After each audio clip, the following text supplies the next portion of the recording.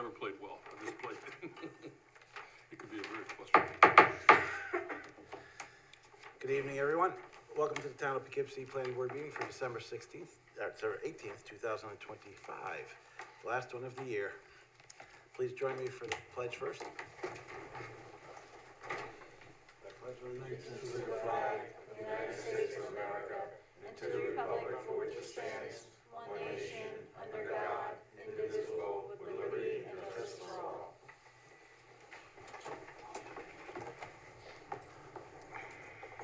If you ever get the chance, there's an old Red Skelton video explaining the pledge in detail. He did a good job at it. All right, first up, we have on the, just to mention people on Zoom, we have 6 members, or 5 regular members and 1 alternate. Bob Simpson's filling in tonight for Sharon, who couldn't make it. And we'll jump right into Locust Grove Crossings is our first one. Come on down.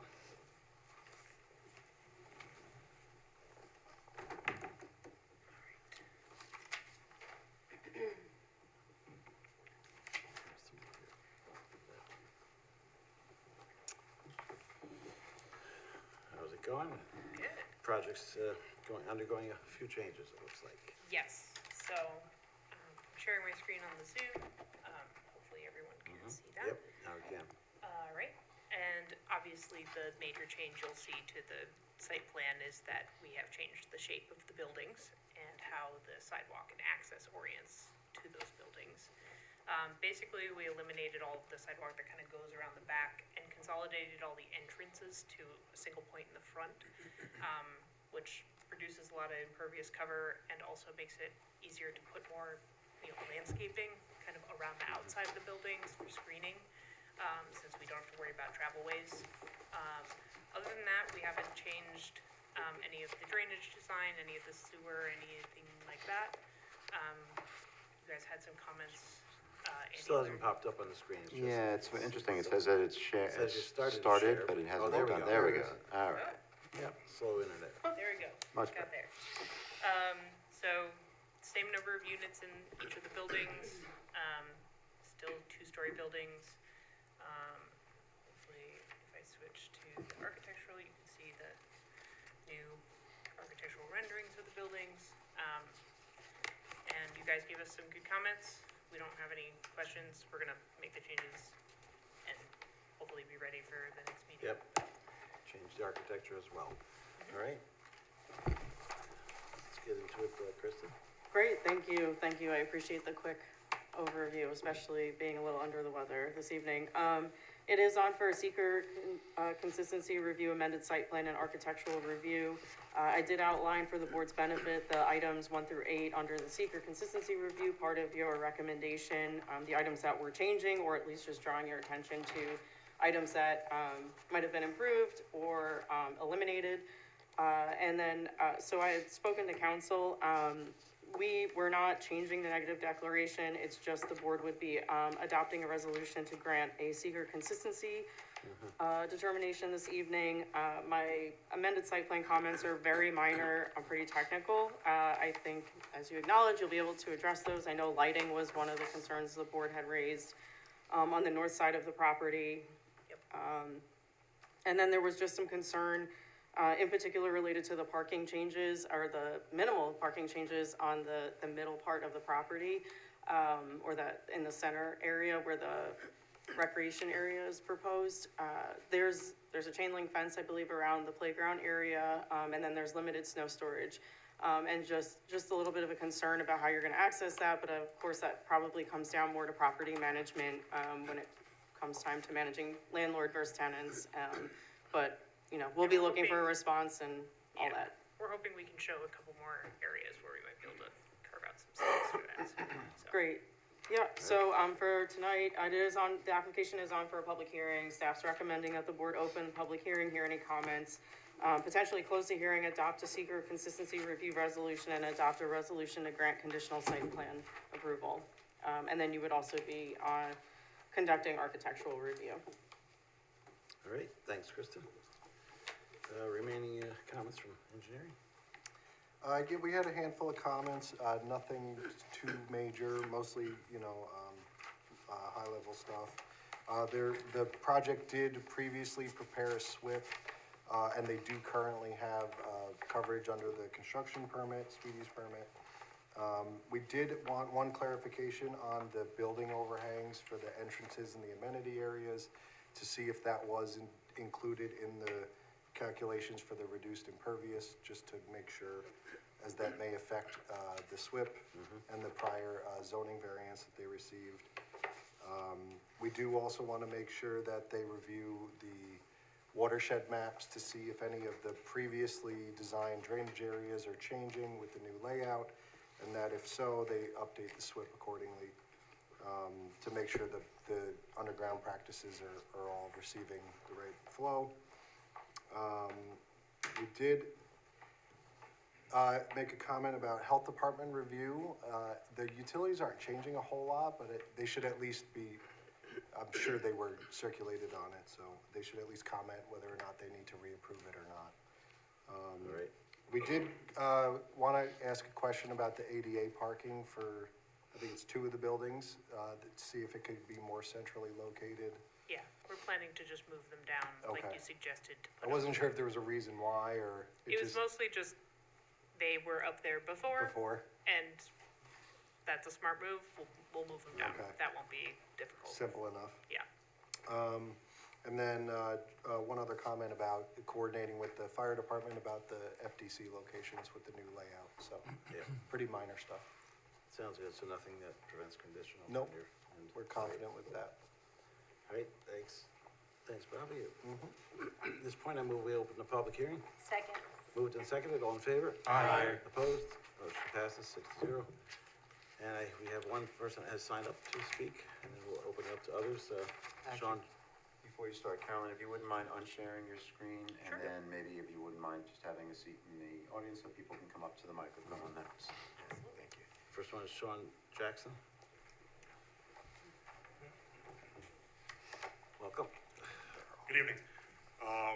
I am the HOA president for Greenbrier Condos, which is right behind this proposed development.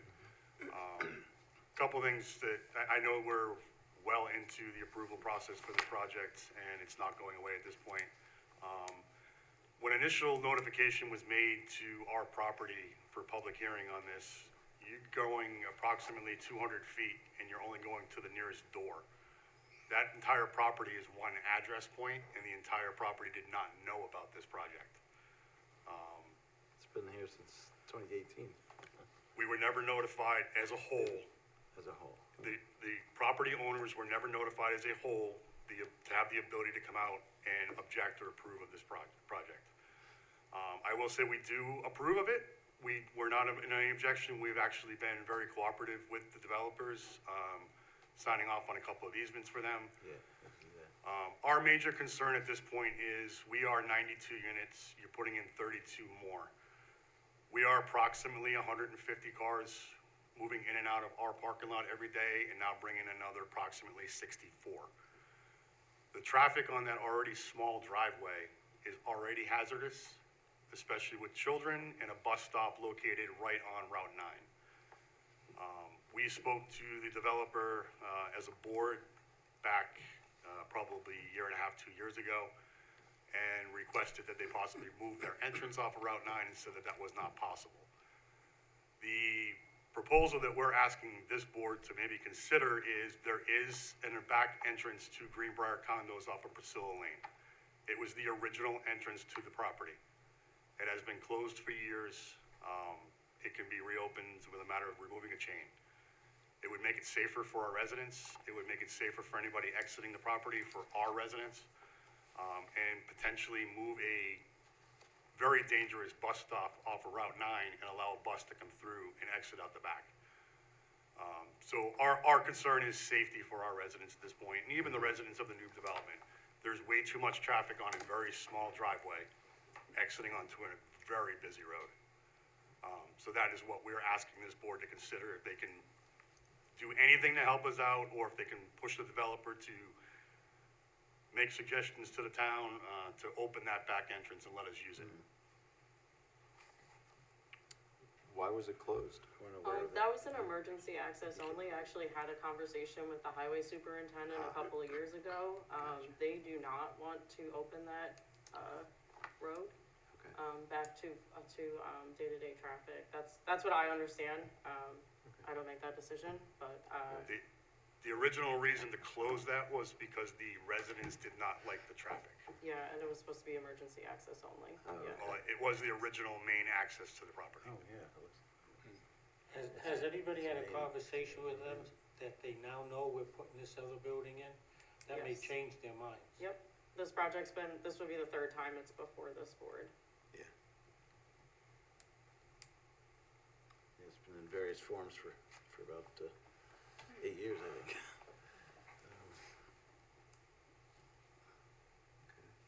We can, I mean, it seems to make sense to me. There's not that many neighbors around that Priscilla Lane. No, area. it would be two houses that were directly by that exit, and then an easy exit back out onto Sharon. It affects next to nobody. Let's have a conversation with the highway Yeah. department. Yeah, it's really not something about, we can add that it's into our actually not- recommendation to at least look into it. Okay, if it's something that we need to speak to the highway department as well, I can talk to Mike Simon as well. Yeah. All right, thanks. That is for- all. Thanks for your comments. Thank you.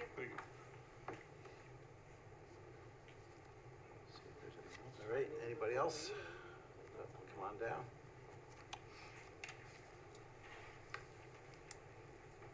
Good evening. My name is Jessica Vinal. I am the treasurer at the Young Morse Historic Site. This is Janet Werdy, who is the chair of the board of directors at the Young Morse Historic Site. Sometimes people call it Locust Grove. Our concerns here are, A, this is the first we're being notified, the notification that we received of tonight's meeting was the first one that we as an entity received. Obviously, this is pretty far along in the process. We don't necessarily have any position whatsoever on the creation of this housing agenda. We are not pleased at the name of Locust Grove Crossing. We are already having problems. I don't know what the developer has done, if anything, to make it clear that it is not affiliated with the Young Morse Historic Site or Locust Grove in general. We don't know what the developer has done with regards to the traffic that will inevitably show up on their property. We see, at least on weekends and probably daily, people who show up. There is a brewery, I believe Yes, it is. Locust Grove Brewing Company. Which is in fact in Ulster County, not even in Right. Dutchess County. And people apparently are Googling Locust Grove for the brewery. What comes up is Young Morse Historic Site. And we have people showing up, if not daily, Yes, at least frequently, weekly. at least weekly, wondering where the brewery is and, you know, where they're getting their drinks. And I have to believe that the developer is going to run into the same problems, and it's going to additionally affect their traffic patterns, because now you're gonna have non-residents who are just showing up there because they think that's where they're headed, because they're typing in Locust Grove. And that's, you know, it's gonna point them there, particularly if they are in the northbound lanes of Route 9.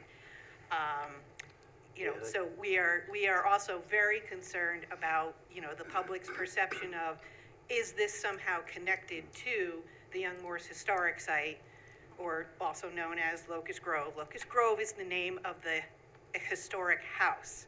It is not the name of the property, which a lot of people don't realize, but that's the situation.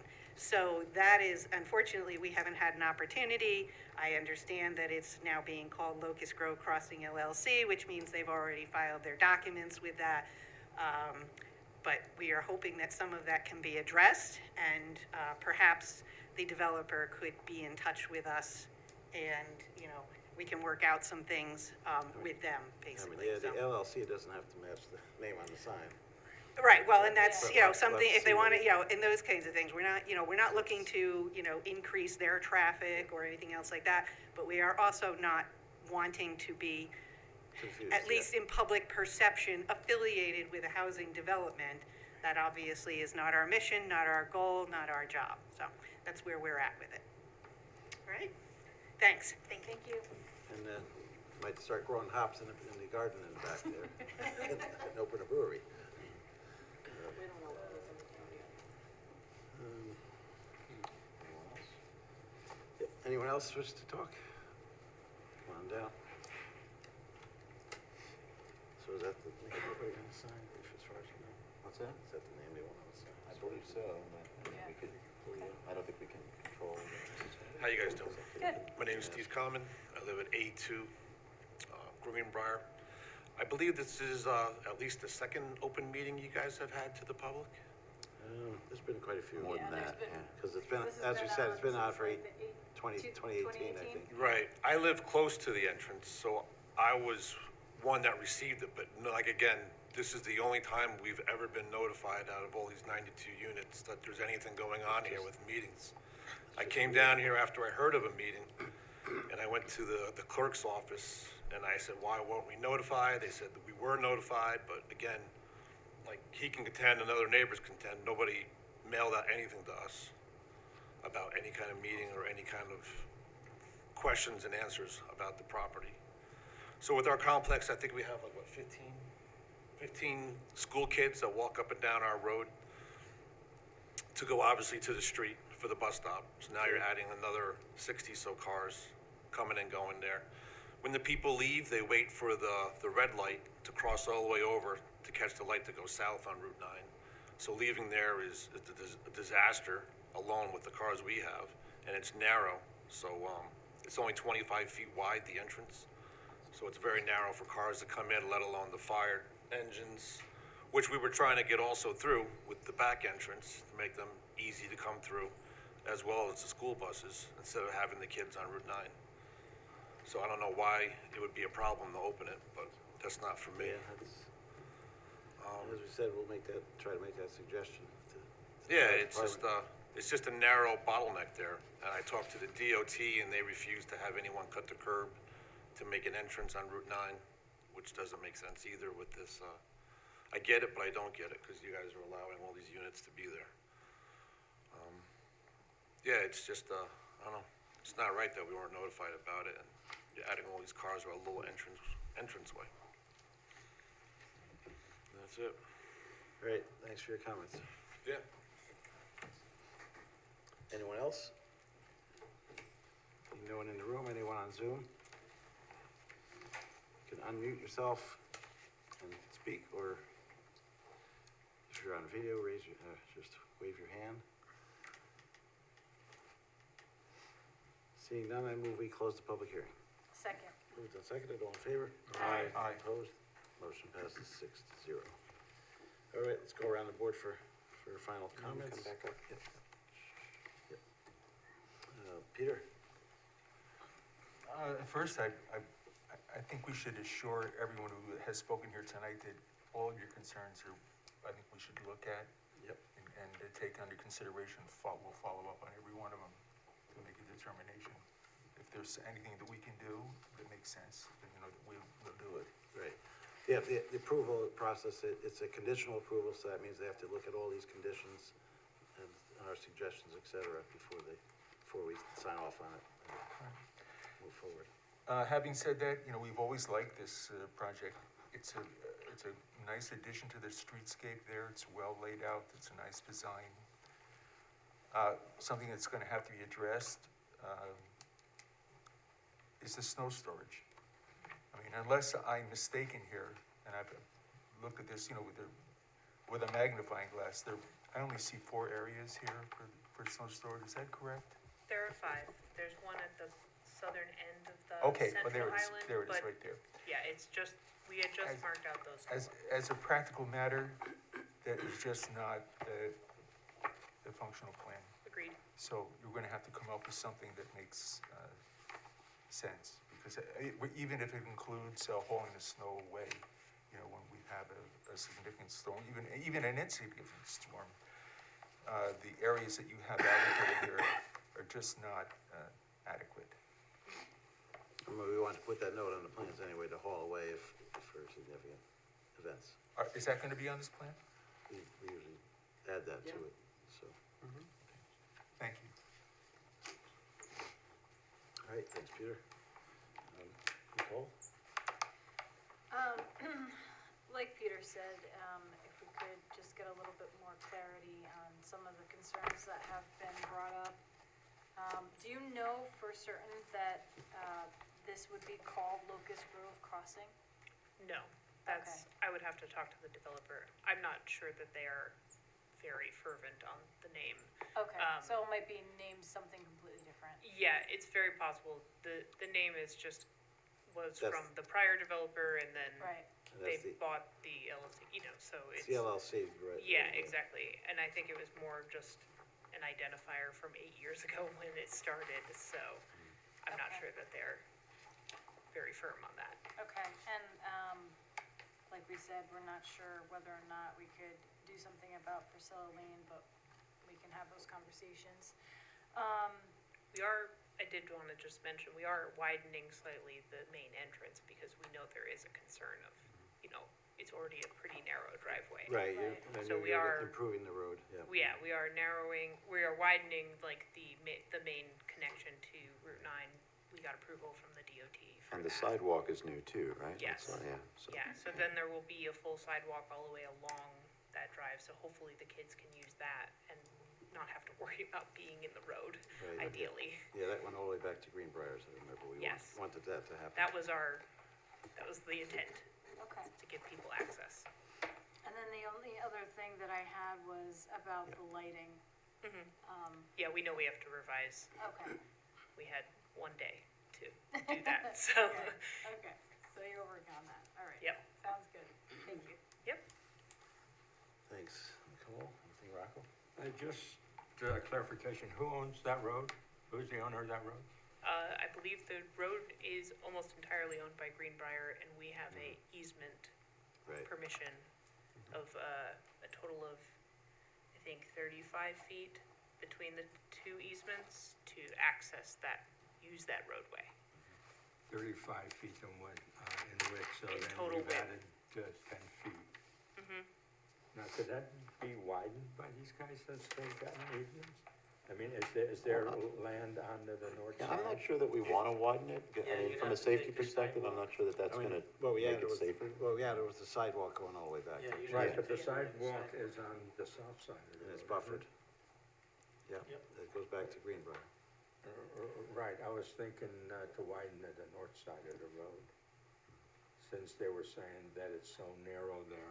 I think the narrow problem was the entrance right on Route 9, which they are. Which they're widening. Okay. Yeah, the actual turning radius is pretty tight, so we're widening that opening. Opening that radius up. Yeah, then Yeah. I have nothing else to add other than what was already said, because I agree with that. Thanks, Rocco. Yep. Steve? Nothing else, I agree with all previous comments. Yeah, the only question I had originally was about the accessible parking and location of it, but that's been addressed, so that's all I have. Sounds good. And, let's see what I had. Just a reminder, they have rec fees to pay, I think that was in there.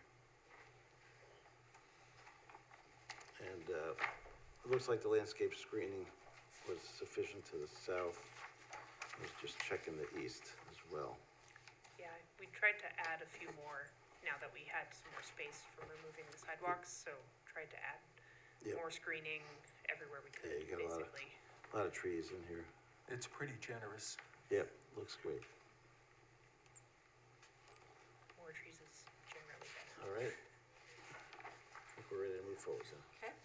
I move the planning board hereby adopt the seeker consistency determination finding that Locust Grove Crossing LLC 2736-2738 South Road as modified is not anticipated to create any new adverse environmental effects and reaffirm its prior determination of non-significance negative declaration dated June 20th, 2024. Moved and Second. Moved and seconded for seeker. All in favor? Aye. Opposed? Motion passes. Move the planning board grant conditional site plan approval for Locust Grove Crossing LLC 2736-2738 South Road amended site plan project subject to the following. Respond to comments of the planning board and those received from town departments and agencies and said response to be reviewed by the planning department. As to adequacy and completeness inclusive of but not limited to the following, 1 through 10. And I wanna make sure that, I wonder, do we that want, includes, are we gonna ask, I mean, there are still a lot of unanswered questions here. Do we wanna grant the conditional approval tonight? Most of those questions are not really under our purview. The name of this, of the. I'm talking about the snow development. storage. Well, for that's, instance. I think there's plenty of room on the site to address that, and we normally address it with a comment on the site plan that says if you need to haul away the snow, you will. I mean, these are really relatively minor things. Okay, yeah, we've gotta put that on, we will put that on a site plan. asked and answered. Yeah, But I also want to make Fair sure that, you know, that the planning board comments tonight include, trying to avoid the locust grove name if possible, and, examining, opening the Priscilla Lane entrance. Okay, second. Yeah, absolutely. I'm definitely gonna have a conversation with the highway Moved and department as seconded. well, and we can, Yeah, I'm sure John will be open to, yeah. yeah. All right, is there a seconded motion, all in favor? Aye. Opposed, motion passes 6-0. Now we need to do architectural look, since you changed the architecture from the previous one. If you can pull up that on the screen. Bring it up.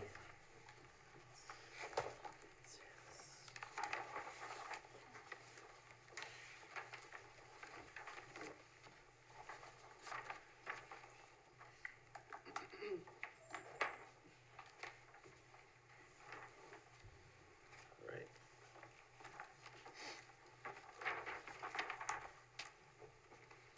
Just, give an overview of the materials and see the colors I've here. got a question. Where are the HVAC equipment? They must be on the ground with this. Well, that's what I was curious, because I didn't see anything anywhere on the ground. Sorry, The HVAC equipment. I am not sure what the HVAC design is at this stage, so, It's all peat proof, so they have to be on the ground somewhere, but yeah. just make sure if they are, where they are on the ground, that they're screened by bushes or whatever. Yeah. That We was want- part of why we We wanted. want that to be in writing.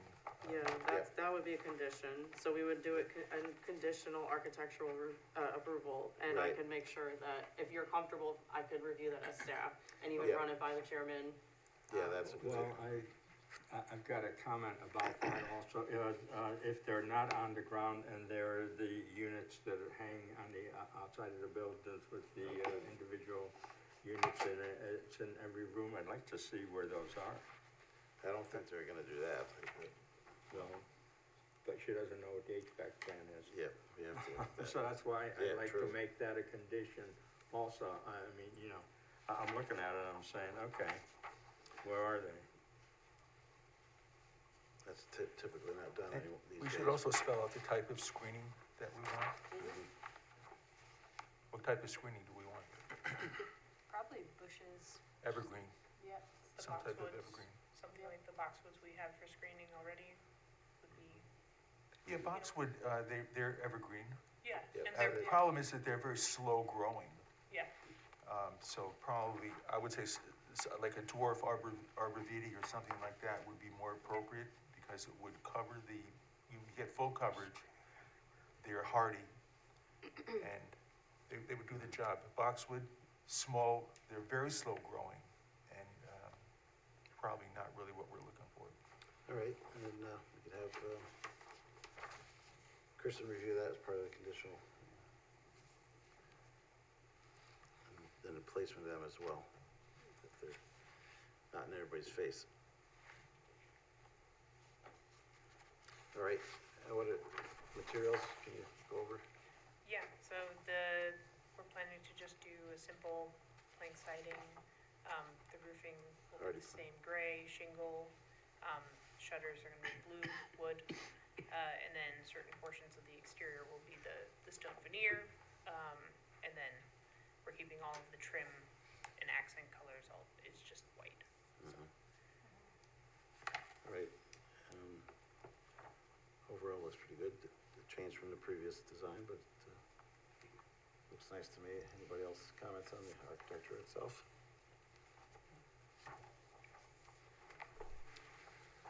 I think it looks nice. They do, they did a nice job, you know, you have the gables, columns, you know, the porches, they're very attractive, so it's a very inviting. All right, in that case, I move we accept architecture as presented, conditioned on investigating the air conditioner placements and screening. Second. Moved and seconded, all in favor? Aye. Opposed? Motion passes 6-0. Thank you Good very to go much. again.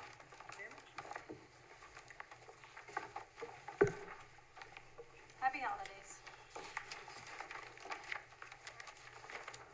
Next up is Ross Dress, 44 Plaza. Good evening, Ken Casmento from LRC, and I believe the architect is with us as well. I'm just gonna share my screen if that's all right. Yep. You know the drill, Ken. Yes, I do. How's everybody? Good, how are you? Good. So, the applicant, the owner of the property, is looking to, sorry, a little slow.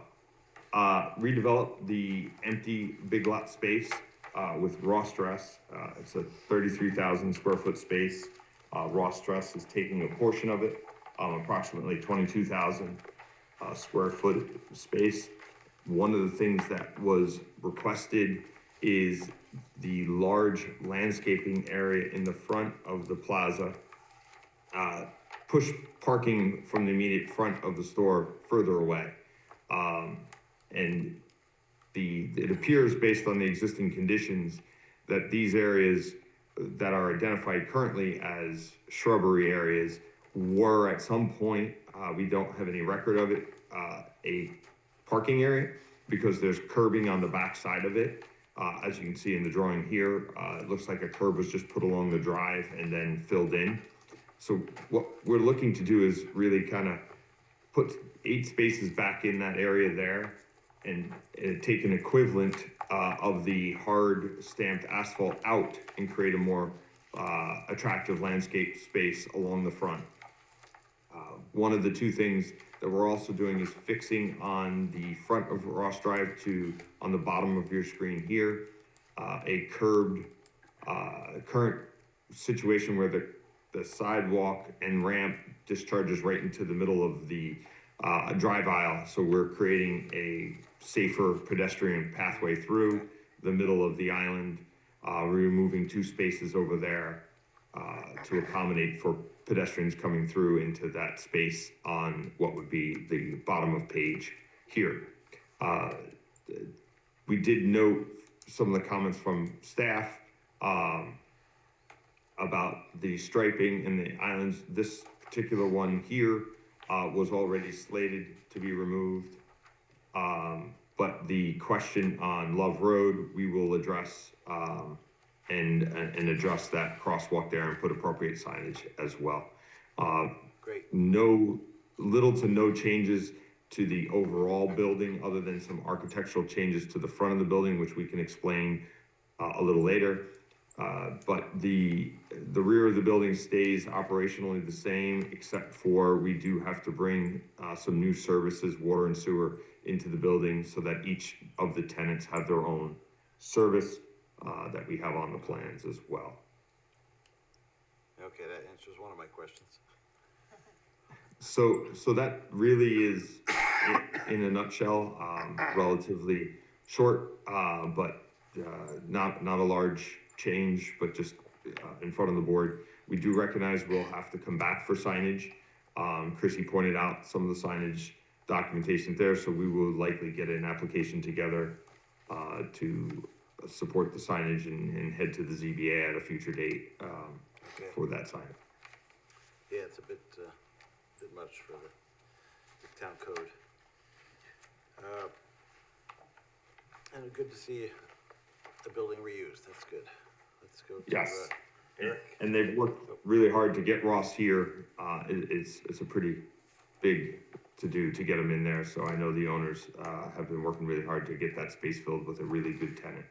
Okay, great. Eric? Sure. Yeah, the application is for site plan and architecture. It meets the criteria for a secret type 2 action, meaning it doesn't require any further environmental review.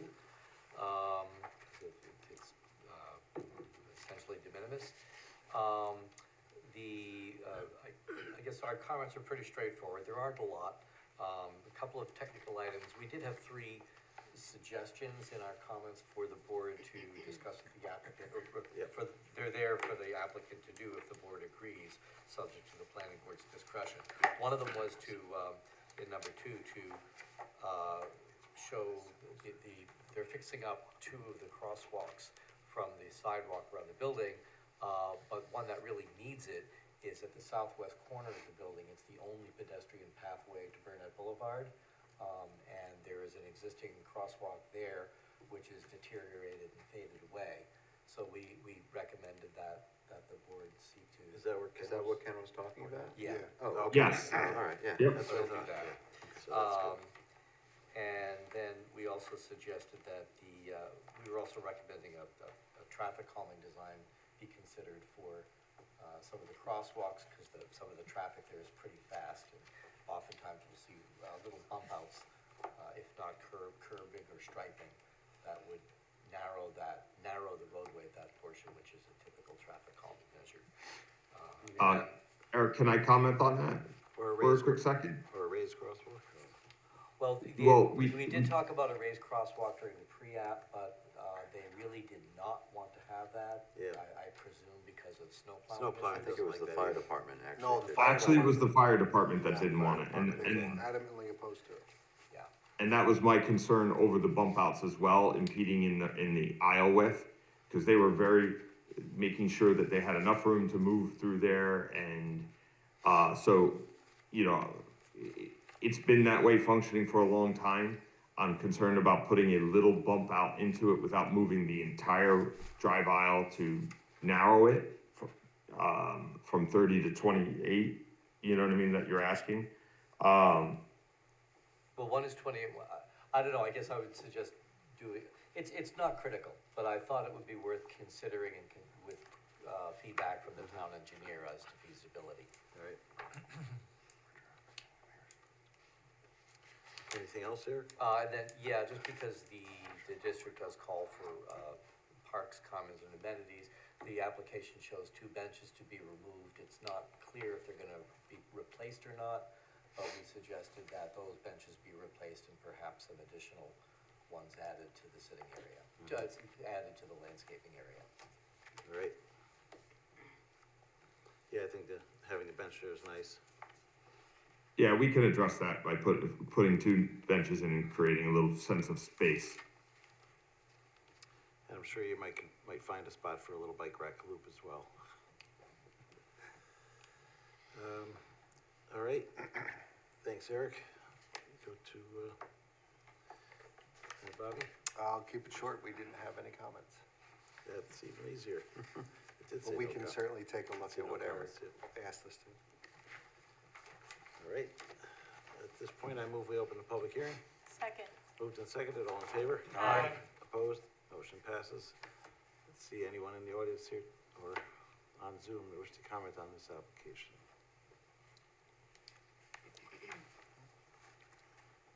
Looking through the list. If you're on Zoom, now's the time. Unmute. Seeing none, I move we close the public hearing. Second. Moved and seconded, all in favor? Aye. Opposed? Motion passes 6-0. Go around the board for comments on this. Start with, and Steve? No other comment. Yeah, I'm just curious why we need those extra parking spaces. I mean, it's already green there, and then you're adding additional green. Wouldn't that be more attractive? I mean, is there a real reason to put those parking spaces back? Yeah, Ross Dress was very adamant that having parking close to the front of the store, like the other places where this is pretty far away, that they really would like to have those spaces there and put spaces there. And the reason, if we were to leave them, then we wouldn't do more green. We'd leave it the way it is, the plaza. But we thought that the plaza would look more appropriate by doing those there. So in net, we're only adding 6 spaces because we're taking 2 away from the aisle on the other side. So we're adding 6 spaces. in that area, right up next to the building, which are more appropriate for the actual vendors in use of that store. That's why we put them there. Okay, so that's really a requirement of the tenant. And I guess they. Yes, they were the ones driving that, conversation with us. I guess the handicap closer to the door also. Right, well, that much, It I does. noticed that, and that was a good thing.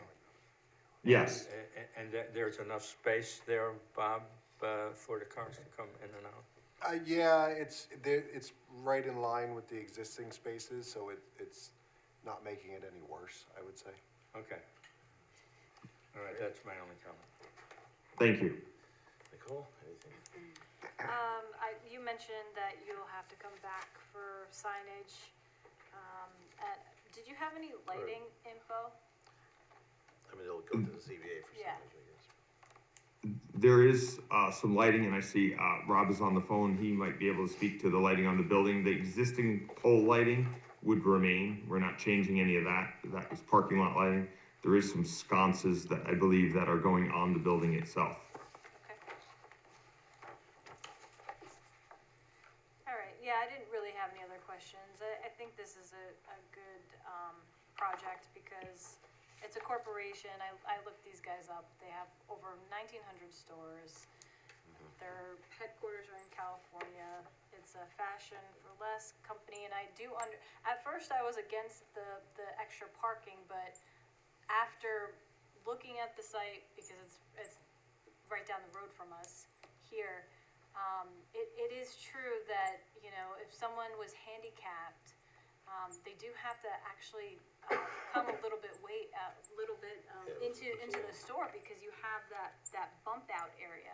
So actually, Right. it's a good idea to add those parking spaces a little closer. So that's okay. It's good. All right. Yeah. Yep. I don't have anything else. And Peter? I'm with Nicole as far as the parking is concerned. When you make a left from Love Road onto this site, I think the traffic calming is a very, very good idea because it's pretty chaotic when you pull into that shopping center. I mean, it's really crazy. As far as the benches are concerned, that's fine. I think if you put crazy glue on those benches today,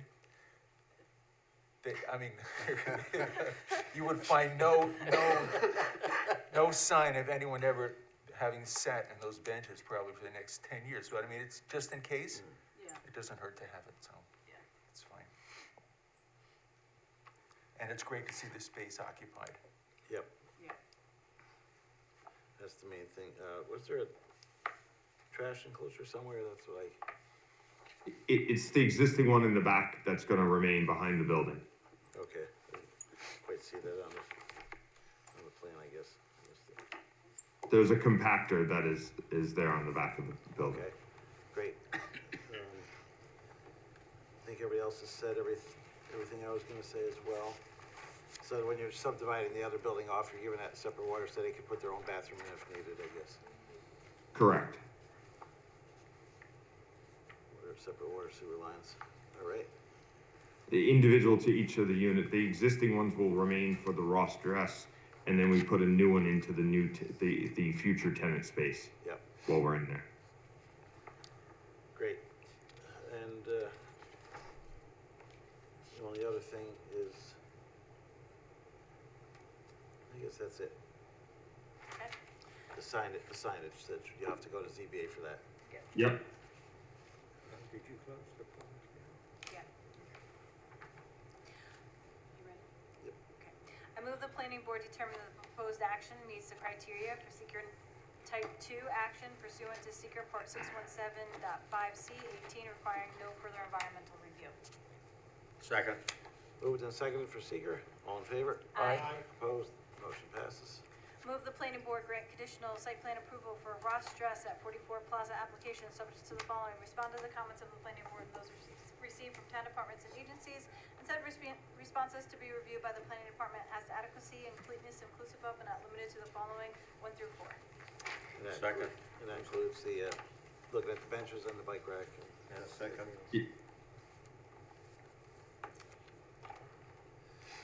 All right. All in favor? Aye. Opposed? Motion passes 6-0. Architectural review is up.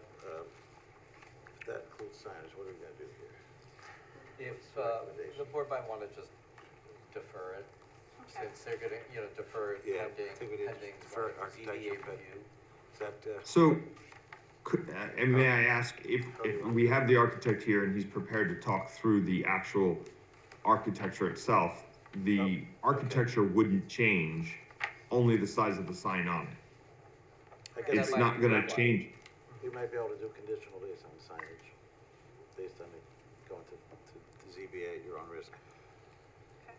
So that's a possibility. Uh, So go ahead and present. Thank you. Thank you. My name is Robert Nusella. I'm an architect with S&S Architects and Engineers. I'm going to share my screen so you can see the elevations.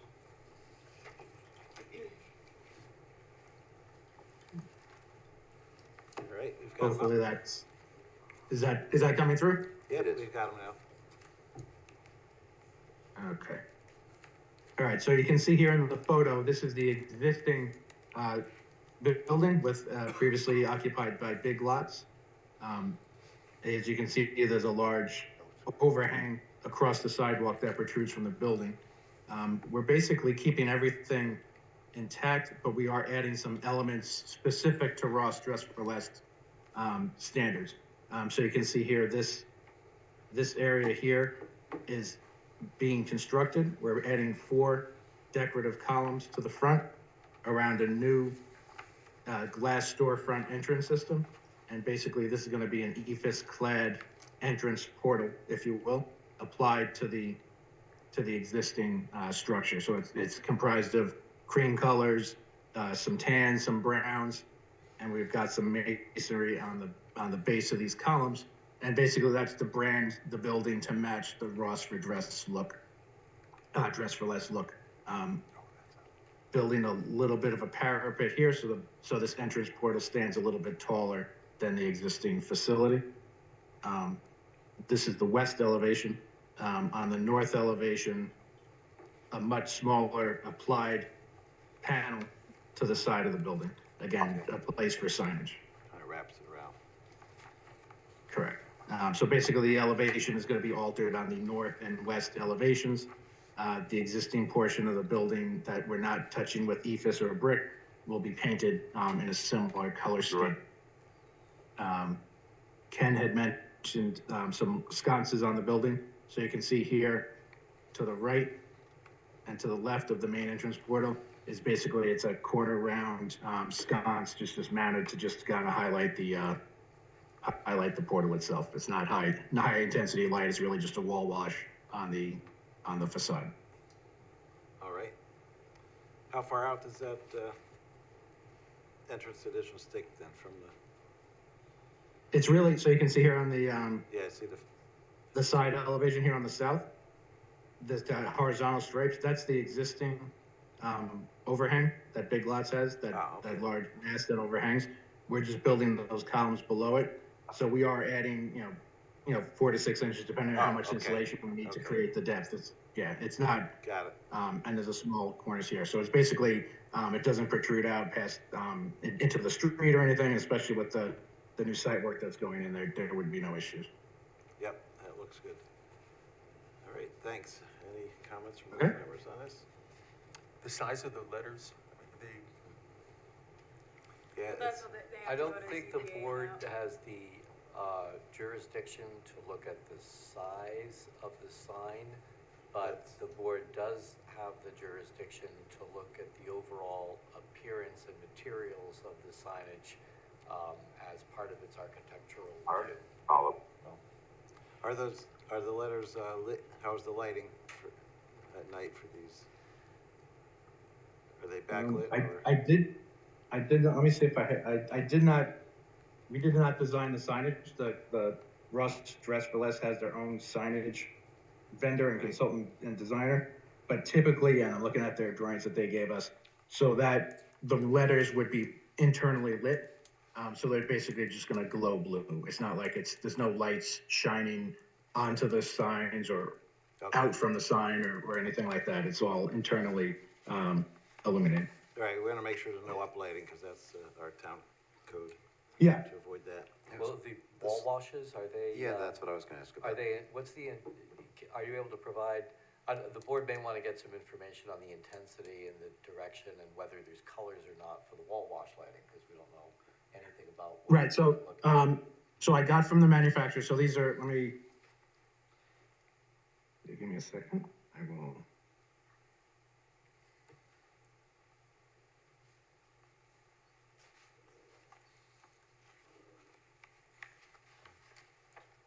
Can you, it should have switched to the cut sheet of the sign, of the light?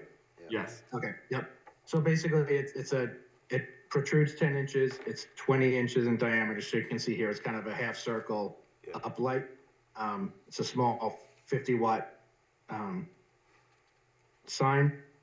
It does have, it's about 4,700 lumens.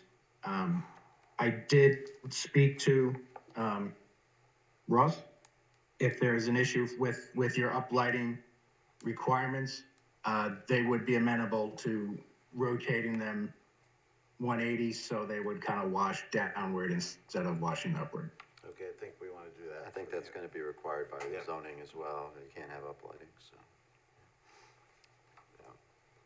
And Okay. I'm not sure if the 4,000 Kelvin is acceptable. I thought we It's were not. It maximum has to be 3,000, but I thought, no, that was lumens, he said, it wasn't Kelvin. It also says 4,000. Oh, it says 4,000 Kelvin, okay. Yeah, 4,000 Kelvin is the temperature. I'm sure that can be Yeah, we modified as for, He tries to take it 3,000. Yeah, not higher than 3,000. okay, It's all right. 3,000 K and downlight. Yep, Yep, okay. all right. I think that's, any other comments on architecture? So I think we can, I've got a question. Is there going to be any change to the HVAC systems that are there? I'm more concerned that if they're gonna be larger, because then we may see them. Our understanding from Ross's construction team is that the existing rooftops would be replaced due to age, but they would be replaced in kind. So I don't anticipate anything bigger than what we have now. Okay, and you won't be adding any closer to the front of the building? I do not, perfectly honest, I do not have their construction drawings, but I don't imagine that would be the intent, and I think they would, Yep. we tend to keep them we can advise them to keep them towards mid to back, so that they do not become a line of sight issue with the facility. All right, thank you. all right? We can make that a condition too, that it just be, Yep. you know, and if for any reason it is visible, we would have them screen it. Yeah, great, thank you. All right. I think, at this point, I'll move that the planning board grant conditional architecture, but, based on obtaining variances required from the zoning board of appeals and changing the sconces to be downlit at 3,000 Kelvin. Second. Moved and seconded, all in favor? Aye. Opposed? Motion passes 6-0. Good luck with the ZBA, I think you. Thank you. Yeah. Thank you, everyone. Have a wonderful holiday. Enjoy the time. You too. Gotta be well. Happy New Year. Bye-bye. Thank you. All right. Next up is Wendy's Poughkeepsie Galleria. We'll call you cleaner. Who's here presenting for Wendy's? Hello, are you able to hear me? Yep, see you now. Yes, I'm part of the architectural team here. I have my project manager, Don, he's on the call with me, and the mall representative, Colleen, who's also on the call. I'll start presenting. Give me one second. Well, hi, Don Wallen here from Wallen Gomez. Do you need us to go through the comments that, No, we Staff don't need to made? go through the detailed list of You need comments. to Okay. describe what you want to do. But just a brief overview right. of what you're looking to do, share your I'll- screen. I'll talk about it, Jerry. Okay. He really wants to talk to you guys, but I'm not gonna let him. Yes. Okay. So, I mean, Wendy's is, the franchisee is doing a location within the mall. A smaller it's only about 11 seats in the mall, but Wendy's, their current MO these days is to have an option for mobile orders and um, the DoorDash option. So since our space had an exterior wall frontage, the franchisees elected to put one of these walk-up windows that we typically do now in new stores, so that could be accessed for our space. So it's this, you're looking at site plan. Currently, there is, it's right off of one of the entries into the mall. So we'd be creating some sidewalk space to get up to our window. I don't know if you want to zoom in on that a little bit, Jerry. Yep. Right there. The mall has to provide us a grease trap for our restaurant, so they're gonna put it in that landscaping area. There are some shrubbery there. Unfortunately, we had to remove the tree, but that was one of the comments, so we certainly can add another tree and some landscaping as best we can to, keep that area very nice. But that's basically it. We showed the elevation, Jerry. We're just cutting the small window into the existing precast wall. We're doing a cameo sign above that and also some sconces to provide a little more lighting in that area. They will be cut off from vertical lighting, so they will meet the city's lighting ordinance. The door you see to the right of our pickup window is currently an existing emergency exit door, hopefully never used, but just to orientate you, if you look at the pictures, that's basically will be close to that Right. that existing door there. All right.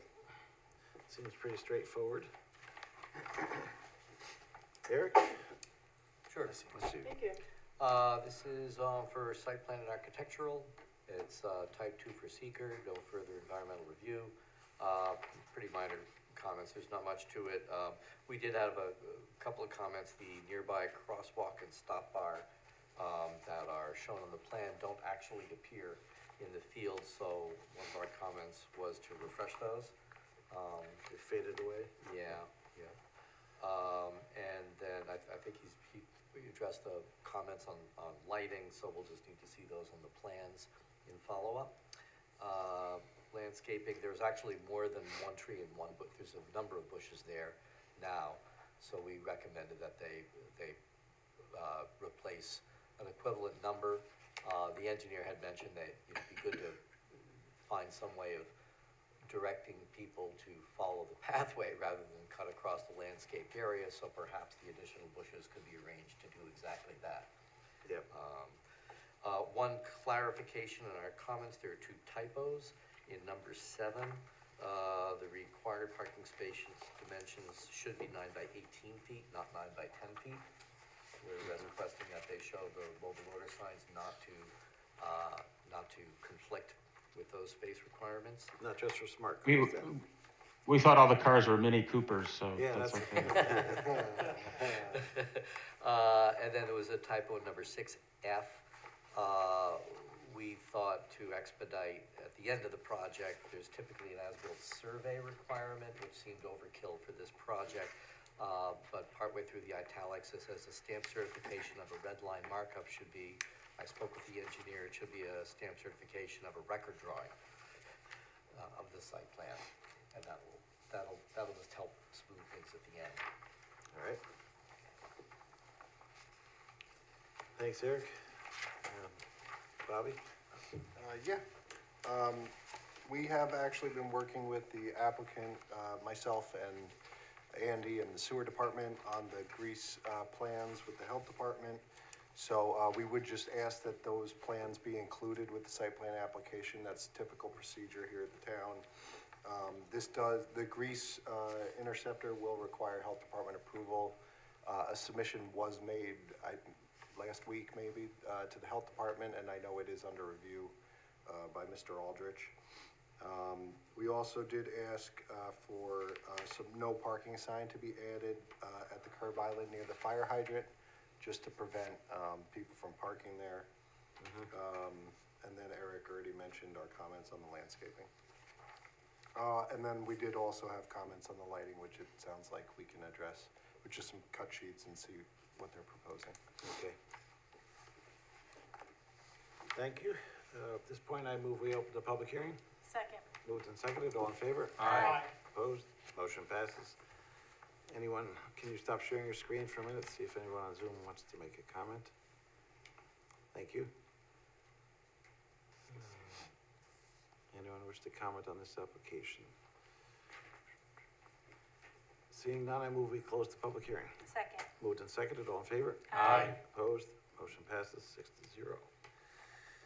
Let's go around the board for comments, start with Nicole this time. Let's see, we already talked about any landscaping that you're taking out should be replaced. I think that this is a good reuse of this particular store. So that's good, because ultimately we would like to see the mall full instead of empty stores. Correct. And then, ultimately, as you already know, you'll need to, get some zoning.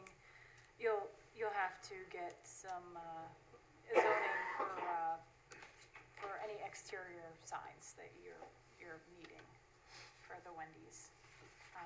Other than that, I think that's it. If they exceed any issues. All right, Rocco? Okay, yeah, I know it's not part of this application, but a point it's of edification for myself. Will the Wendy's part inside the mall include the seating also, or is it just a pickup? No, there will be seating inside as well. Okay, do you know how many people approximately? Don, is it 11? Is that what the seating capacity inside Yeah, is? it's only 11. It's a very small dining area. Okay, thank you. Yeah, I don't have any other comments. Okay, thanks, Rocco. No additional comment. Bob? Yeah, I have a question about the designated exit door. Is that alarmed? I mean, will people know that there's an exit door? Because they'll be stepping right into traffic if they walk out that door. I don't think they're using that door. It's Yeah, there's no alarm on it. I don't think there's even a handle on it. That can only be opened if someone's coming down the stairway to get out of the building. it's connected to a stairway from, Yeah, I don't think that door has anything to do with the Wendy's. That's- And yeah, right, it's coming from the upper level. It's not a part of our space. got it, All right. emergency My exit. concern was if someone would walk Oh, out that yeah, door. no, exactly. It could be a yeah. moving vehicle coming away Well, from the window. there's actually quite a width of sidewalk there, Okay. between there and Okay, the actual okay. access They're not lane. stepping right out into the road. Yeah, no, not at all. Okay, No, no. all right. Thank you. That's all I had. All right, and Peter? Just a quick question for the town engineer. I just want to make sure that we have a total understanding here, because I was concerned about traffic flow. And that was a comment from Chief Renahan. Now, I don't know whether he's affirming this or whether he's questioning what's happening here. But he's saying we do not want them to stand or park at the curb, which is a fire lane. We already have problems with people parking there at the entrance. Yeah, we already do. People already do it. If Yeah, they're he dropping brought- someone off or they're picking Are someone we, up. has that been addressed? by Yeah, the he planning? brought that up at the pre-application meeting, and that was the reason why that we insisted on having the pickup spaces, Okay. signed, because they didn't have that in the initial Okay, proposal. so we're good. Yeah, I mean, Yeah. So there's if some we're still gonna dedicated- have potentially some problems there, and that will be, that's, people don't abide by the law all the time, unfortunately, but we at least have a proper place for them to There's a park. legal, yeah, Okay, so legally, we've done all that we can do. All that we can do. Okay. The mall, Three- the three mall spaces. does have a security office with patrolling vehicles. We Yep. could certainly ask them to pay attention to that, especially with this proposed use. that's a good idea. But that's a landlord issue more than a tenant issue. I don't know if there's any no parking signs there already or not. It's striped as But a it's striped fire as lane. no parking. Uh, It's there- striped for fire I don't lane. know if there's signage or not. Yeah, I don't remember if there's signage, but it is striped. If there isn't signage there, there should be. designating that as, if it's a fire lane, it should be designated as a fire lane, shouldn't it? It's definitely on this paint, on the, Yeah, There's it's a pink painted, line. but I It's don't in think the it's Okay. that sign. I see it says no parking fire lane, Yeah, but it's in the painted. pavement markings. no I don't sign painted on know the, that there's signage. painted right here. I think it's just a pavement marking. Yeah. It's written no parking fire lane along the edge of the sidewalk there. All right, Hi there, can I speak up? This is Alex Sokolowski, the Director of Operations at the Poughkeepsie Galleria. oh, sure.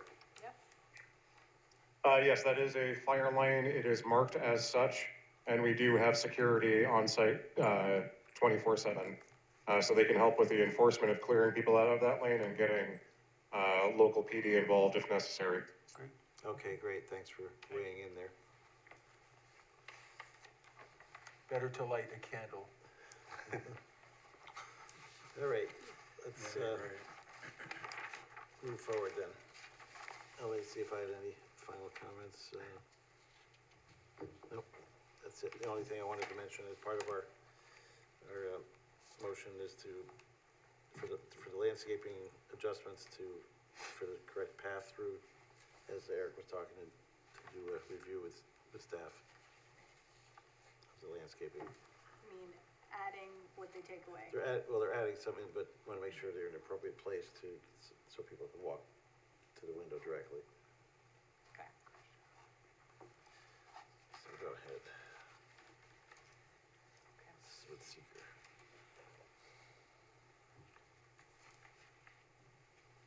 I move the planning board determine that the proposed action meets the criteria for seeker type 2 action pursuant to seeker part 617.5C9, requiring no further environmental review. Second. Moved and seconded for seeker. All in favor? Aye. Opposed? Motion passes 6-0. I move the planning board grant conditional site plan approval for Wendy's Poughkeepsie Galleria's application subject to the following. Respond to the comments of the planning board and those received from town departments and agencies, and said response to be reviewed by the planning department as adequacy and completeness inclusive of but not limited to the following 1 through 7A, to make sure that any landscaping that you put in, you add back, and make sure that there is a walk-through area for pedestrians. Yeah, review with staff for the final. Second. Moved and seconded. All in favor? Aye. Opposed? Motion passes again. And architectural review. I'll just put the window back up there and see what you're proposing. Any changes to the coloring or side of the building there?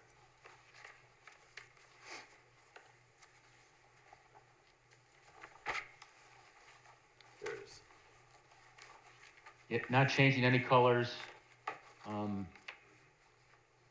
It's a gray, I think that rendering is pretty accurate. It's a gray color. It's a precast concrete panel. It's textured, from that, there's that smooth band where we're putting the sign and the lights, and then it's textured above and below that. Yep. But we're not anticipating we're not changing any colors. We want Wendy's bright, beautiful face there to gleam over everything. And the lighting there, some down lighting, I guess. It'll be down lighting. There's not any other building. There's pole lighting, but there's not any building lighting, so staff recommended that we add some sconces right by our window there. So Sounds there should good. be, Yeah, make sure should be good lighting. you're well lit, especially this time of year. Gets dark. Yes, early. sir. Yes. All right. I move we accept architecture as presented. Second. Moved and seconded, all in favor? Aye. Opposed? Motion passes 6-0. You're all set, good to go. And, good luck with the project. Thank you. Happy holidays, everyone. Happy Thank you. holidays. Same to you. Thank you. Thank you guys so much. Thank you. Thank you. You want us to do a few, Sure. Inwood Avenue Townhouses, preliminary subdivision and site plan review, potential aquatic resource permit review, and architectural review. Staff recommends that the planning board adjourn the public hearing to January 15th, 2026. Second. moved and seconded, all in favor? Aye. Opposed? Motion passes. Manor Hill Community Project, site plan, special use permit, and aquatic resource permit hearing. Staff recommends that the planning board adjourn the public hearing to January 15th, 2026. Second. Moved and seconded, all in favor? Aye. Opposed? Motion passes. Route 9D Electric Vehicle Facility, seeker review, special use permit review, site plan review, and architectural review. I move the planning board adjourn the public hearing to January 15th, 2026. Second. Moved and seconded, all in favor? Aye. Opposed? Motion passes. Vertical Bridge to Pendle Road, seeker review, site plan hearing, and architectural review. Staff recommends that the planning board adjourn the public hearing to January 15th, 2026. Second. Moved and seconded, all in favor? Aye. Opposed? Motion passes. Great, thanks, Nicole. This time I move we open the public, have moved to open the public comment on any other items on tonight's agenda. Second. Moved and seconded, all in favor? Aye. Opposed? Motion passes. Anybody wish to comment on the remaining agenda items? Seeing none, I move we resume the meeting. Second. Moved and seconded, all in favor? Aye. Opposed? Motion passes to continue on. And Hudson Valley Credit Union, welcome. See you waiting patiently there.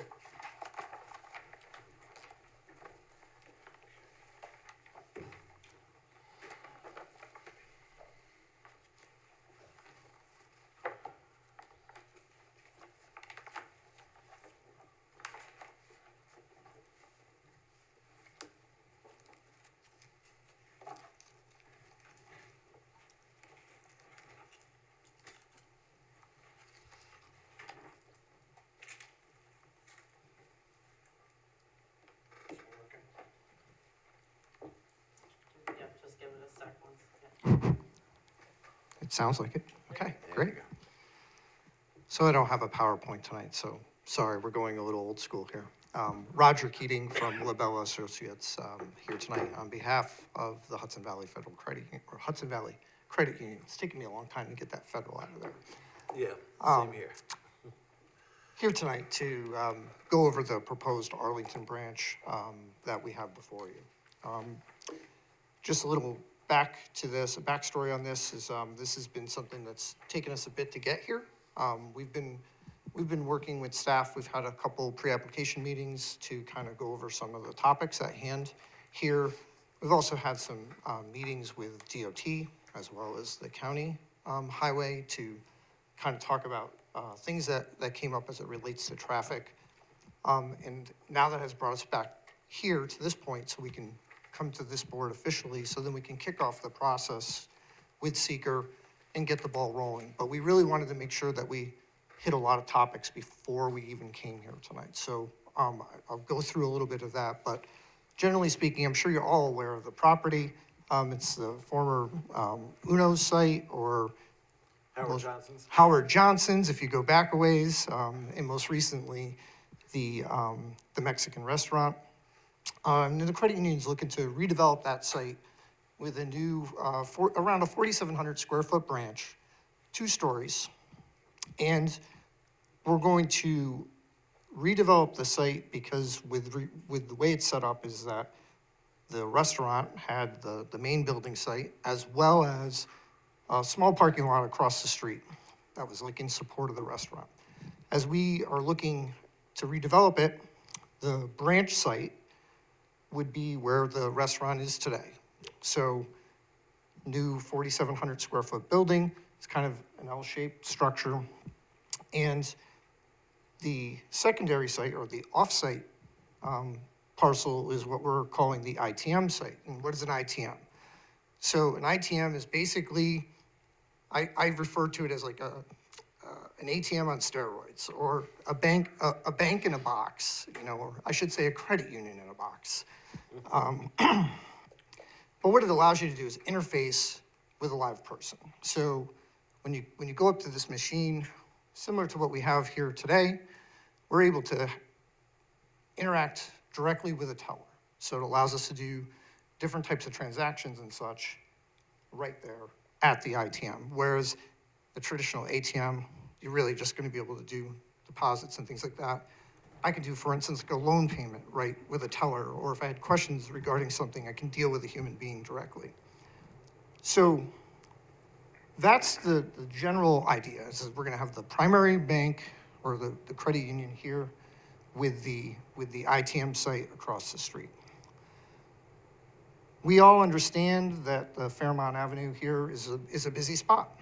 This is something where we heard a lot of feedback. And when we first brought this to a pre-application meeting, we were looking at coming in off of Fairmont, exiting out onto Main Street with our own curb cut and things like that. We heard feedback from not only the town, but the county and DOT that really don't want people turning into that site from Fairmont if we can avoid it. It'd be great if that could just be an out.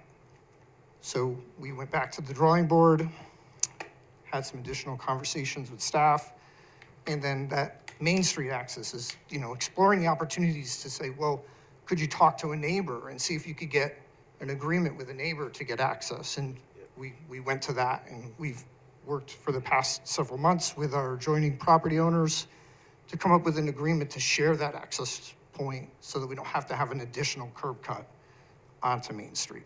So what you see there is that we would enter in off of Main to the ITMs, and the circulation works really good in that I think of when I go to the grocery store and we have all the different aisles, like aisle 1, there's 3 people in the lane, and aisle 2, there's only 1. Well, when I come in, it allows me to see what's happening with each one of those lanes, and I can drive by it. In worst case scenario, they're all full.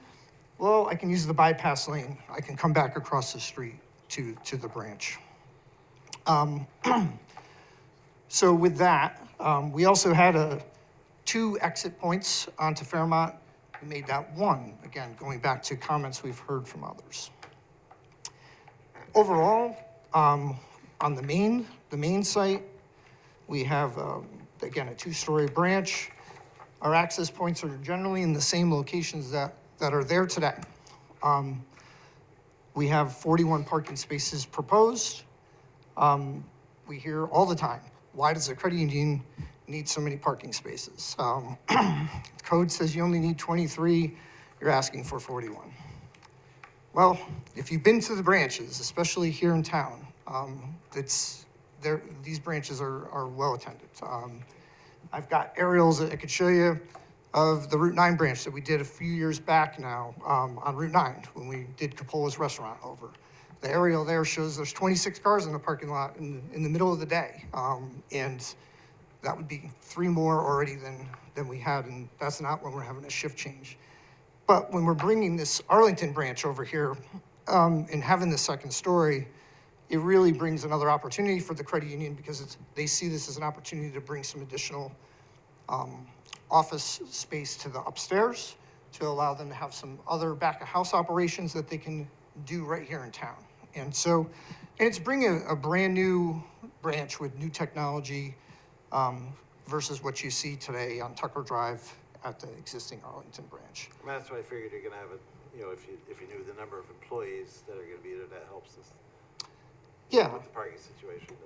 Yeah, if you look at those branches, I've got the images if we have to go through them, but I can kind of show you what it looks like. But yes, the credit union definitely has a little bit higher parking demand than maybe your typical foundation or your typical financial institution, especially here in this area. And lastly, this is a paved site from edge to edge. I mean, today, if you go out there, we have pavement that's actually off the property, where the restaurant is. It's encroaching in some areas.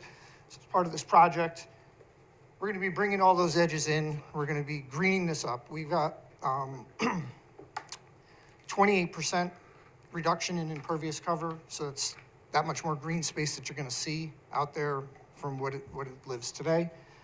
And that also in turn helps us with our drainage, our stormwater management. This is over an acre, so we're required to do stormwater management.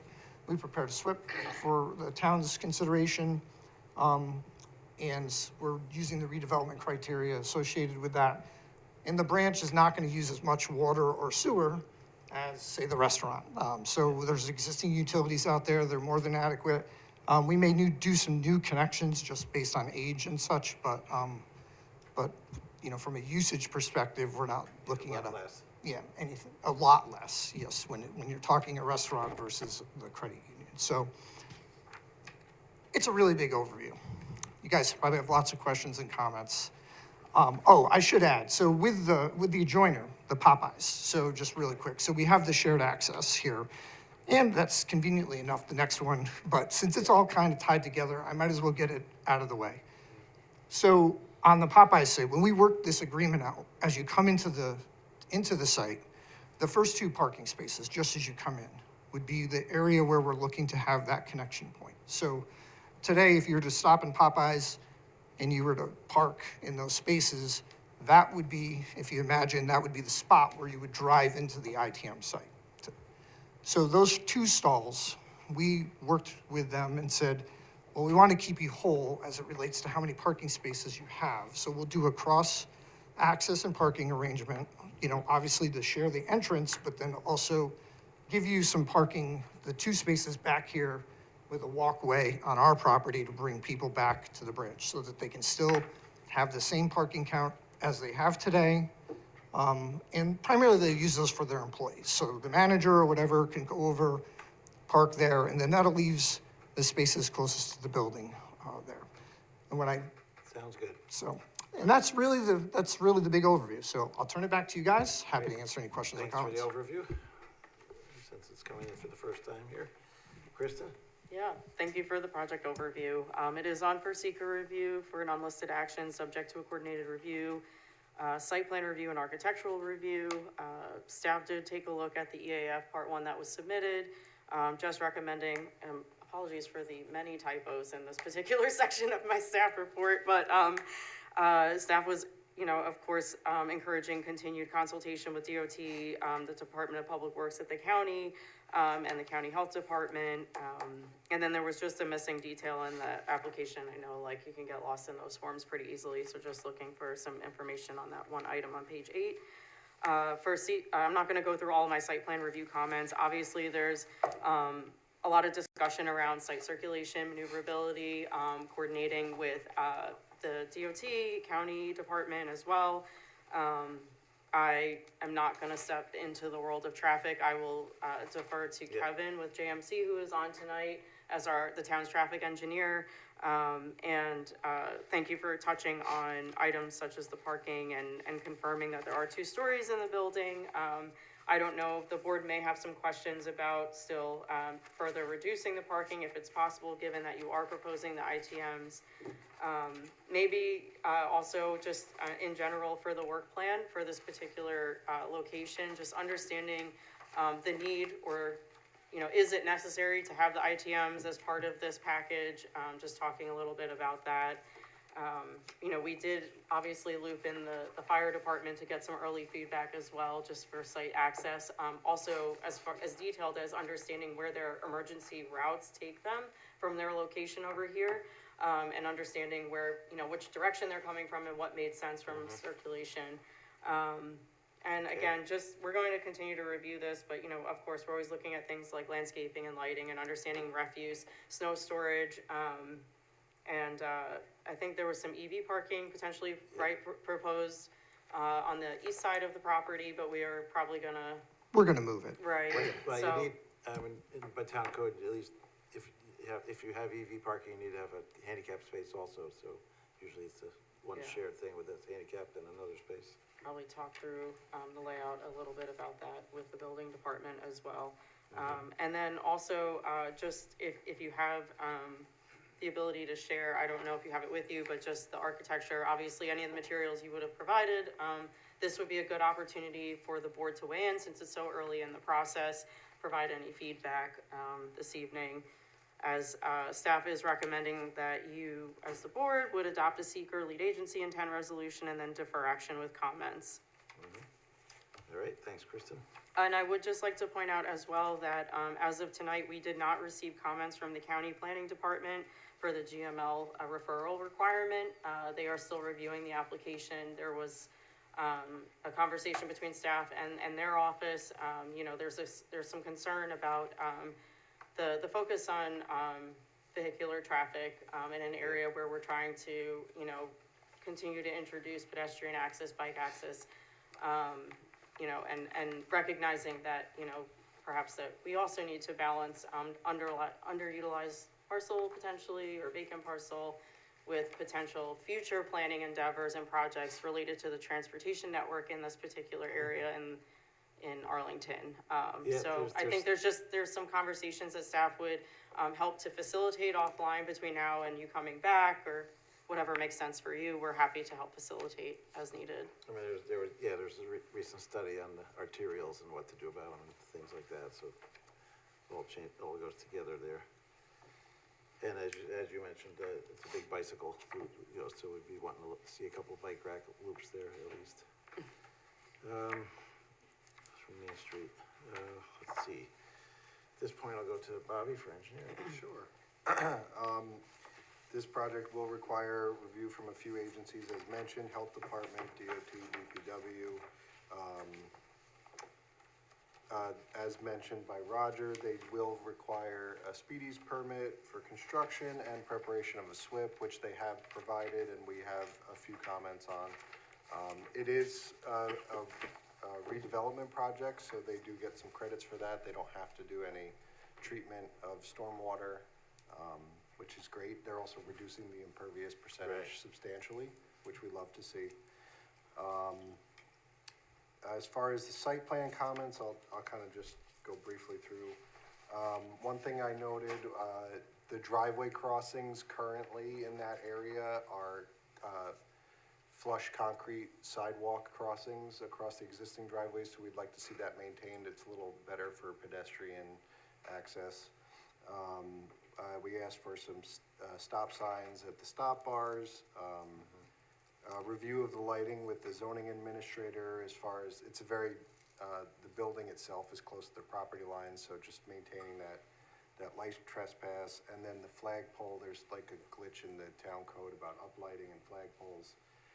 So let's just kind of work that out with the zoning administrator. I did mention about the ADA parking, so if you have EV chargers accessible to the public, you need to provide ADA space as well. Just touch base with the building inspector, because the design parameters are a little wonky on that. Moving, so. Yeah, I think there might actually be some code updates next year for that too, so. Yeah, so we'll work closely with them, and Yeah. looking forward to hopefully getting everybody on the same page when it comes to that topic. And they're also, I made a note about the board reviewing the landscaping around the ground-mounted transformers, and they are having a backup generator installed along the north side of the property at the 55 on-ramp. There's some comments on the utilities. One question I did have is, will the building require a sprinkler system? Do you know that at this point? We're still working through that piece for mechanicals. Yeah. I believe we're actually below some of those thresholds, but that's not been finalized if we are. If we do, we'll do, you know, a separate water service, you know, for those types of connections. Yeah, just coordinate with the health department and the water department. Water department. And our office on the water service. Typically, if there's a ductile iron line coming into the building, they would require a concrete meter vault, which is costly and does change things a little bit, so just touch base with them on that. We did also have some comments on the grading and drainage, looking for maybe some more catch basins to collect that runoff. The site is, the parking area, I will say, is relatively flat. So just making sure that we have positive drainage everywhere, the high points are delineated and the contours are all tying back into each other. And then as far as the stormwater or the SWIP, I think erosion controls will probably be our higher priority. It's a very high trafficking area, so we just want to make sure that everything's maintained properly on site, there's no off-site tracking. Just some comments about inlet protection in the roadway to avoid that. The construction entrances, kind of tweaking where those are, getting that set in stone and not necessarily being flexible. Have you gotten to the point of knowing if you'll need to use Haight Avenue as a construction entrance, or is that too early to know. It's a little early to know. What we likely will do is, we'll speak to some of the contractors that we work with. Yeah. Because there may be a point in time when the building's foundation is going up and we're pouring those foundations and such, that there could be a point where we would need to use that. And then you could close that down once you got, started to get up out of the ground. But we'll talk logistics with some of our contractor partners that we work with the credit union, and then we can iron that out so that we know when it comes to that time for sure. Yeah, the DOT may also have some opinions. They're most certainly going to have an opinion.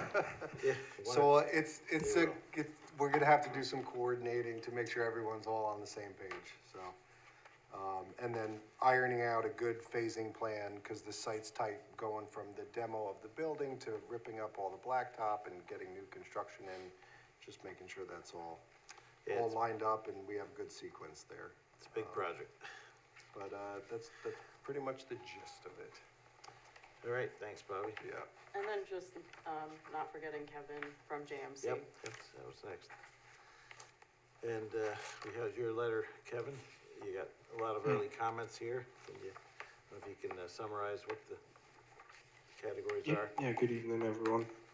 So we'd reviewed the traffic report as well as the site plans provided, and we did have some comments. Looking through, we wanted to look at the site distance for the numerous driveways, with the different obstructions that are proposed with landscaping and just taking into account the building and all other aspects that are proposed with the site distance to make sure there's adequate site distance for exiting vehicles from the driveways. We also we had some comments noting in about the different access ways into the site and out of the site. So just wanted to review, because along Fairmont Avenue, there is noted throughout the traffic report and just generally that everyone knows that there's queues that are along Fairmount between the two nearby signals, and we just want to review restricting left turns coming out of the driveways related to that, because as the queues back up along Fairmount, it would decrease or really prevent the vehicles from exiting site driveway. So we wanted to have that reviewed. And then also with the access coming in, the entering off of Hyatt Avenue, we should have some concerns with the entering vehicles coming in from there that we're looking to have addressed. All right. So then, I guess last week, I know with the parking was discussed by the applicant needing the additional parking. So if there's just some data or, background information can be provided so we can, just get it on the record and review for the additional parking required for the credit union. And just kind of want to reiterate how it's already discussed, DOT along one road, you have the county, so just the increased outside agencies to be coordinated with. Yep. All right, thanks, Kevin. Thank you. Yeah, so I was asking, how many employees, for example, that'll help. Yeah. This is parking number. Late. But yes, we can most certainly help provide any information as it relates to the employees, how, like, when people are coming and going from an employee perspective, even during the day, where we have some overlaps and things like that. So we've done that before. It was no different when we did the Capola site. We went through Eric's nodding his head because he was there when we did that one as well. Yep. So we're happy to provide that information, so. All right, thanks. At this point, let's go around the board for additional comments. Peter?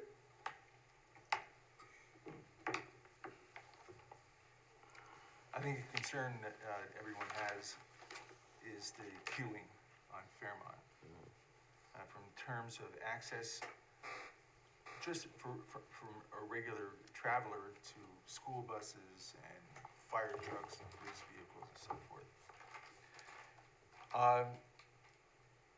Our consultant, in his review, item number 6, the proposed trip distribution indicates half the trips will be associated with the ITM and the other half from the bank building parcel. We're going to want to know, since there was an existing use there, there's been a restaurant there for many, many years. However, there was a parking lot across the street and not an ITF. So I think I would wanna know at some point, since it's going to be a 50-50 distribution, what is the delta between the daily trips of the restaurant and the bank and the ITF combined? Or if there is any. But at some point, I think I would want you or our consultant to provide us with that information. You don't have to do it now, but at some point you wanna know. The other, Peter, if I may too, just to clarify too, that I think we wanted to confirm that it is in fact 50-50 also. I think our traffic engineer put that in his comments, so, okay. yeah. We'll have that in your next response. The other, his article number 10 from his comments, regarding queues along Fairmont Avenue. The applicant should review providing left turn restrictions for existing vehicles from the side driveways onto Fairmont Avenue. I think I would wanna know, even if that's done, how significant a change would that be? And again, you don't have to respond to that now, but I think at some point we have to know, even if that is done, is it gonna do any good? Right. Is there gonna be any significant change by taking that action? And the other thing is, since it's early in the process, regarding the design of the building itself, we do not permit flat roofs. So we're gonna be looking for something a little bit different there, something with a pitched roof design. We would like to have some natural materials. This, when I looked at it originally, reminded me of really of a fast food type of structure. I think we're looking for something a little bit more traditional. This is the gateway to the Arlington town center. And I think we'd like to see something with some natural building materials. Maybe, you have a lot of experience with this since you did the redesign on the Compolis building. You did a great job there. If you could come up with some ideas that would soften the appearance of this building and make it more conforming to the architecture that's already existing in that neighborhood. Thank you. Thanks, Peter. Nicole? Yeah, I think there's a lot of questions here. I don't know, Kevin, did you mention about stop signs? I heard you, but I didn't hear that part. We did review it, and there's some locations where we had some questions whether they be required, or wherever there's a stop line, we would want to see a stop sign proposed with it. But on the ITM parcel, I'm not sure if they're all needed throughout, as you are stopping at the ITM and then how they converge back together. We just wanted to have some of the circulation reviewed on that side. And then for the entering, as there's the entering off of Hyatt, there's only a stop in one of the approaches out of the other two, or just wanted to review some of the internal stop conditions that are proposed and have it adequately addressed.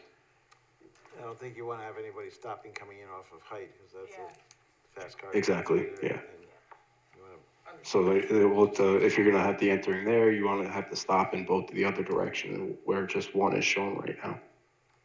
Okay, thank you, Kevin. Can I ask one other, just a follow-up? Sure. When you looked at the design for this project, the ITMs, did you consider shifting the ITMs to the bank site and taking some of the parking from the bank site and putting it on the ITM site? Yeah, we've looked at this site's configuration for how you could be able to get in and out, queuing for the ITMs as well. As you can see, the site is kind of triangular. So when we were looking at this, it was gonna really start to put into play the pedestrians having to go through the drive lanes to kind of get to the building.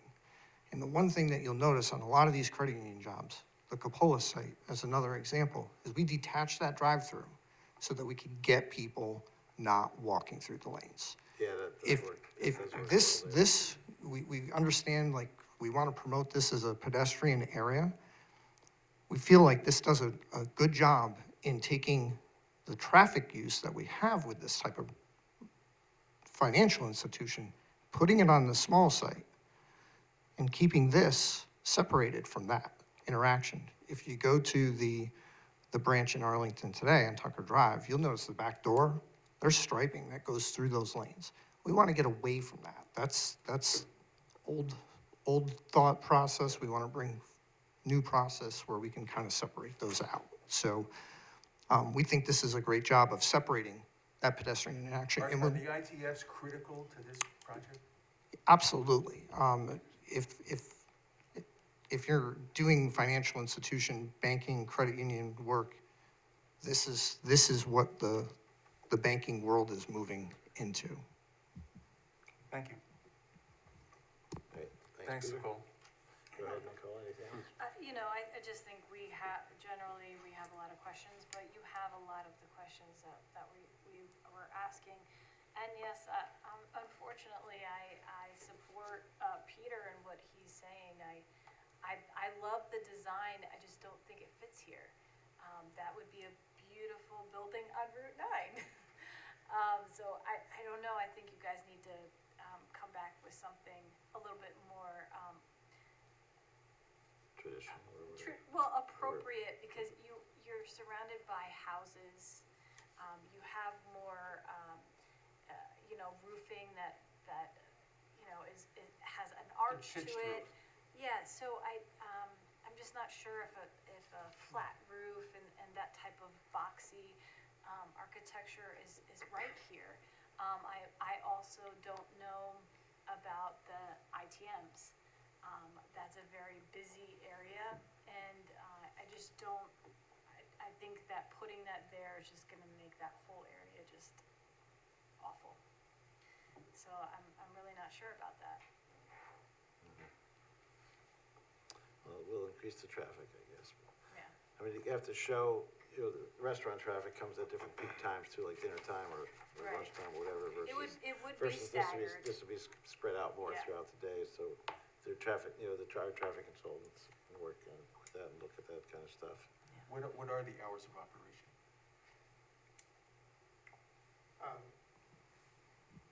The ITMs, they're similar to an ATM, that you can access them, 24 hours. The teller component of it will turn off probably a little later than the 7 PM.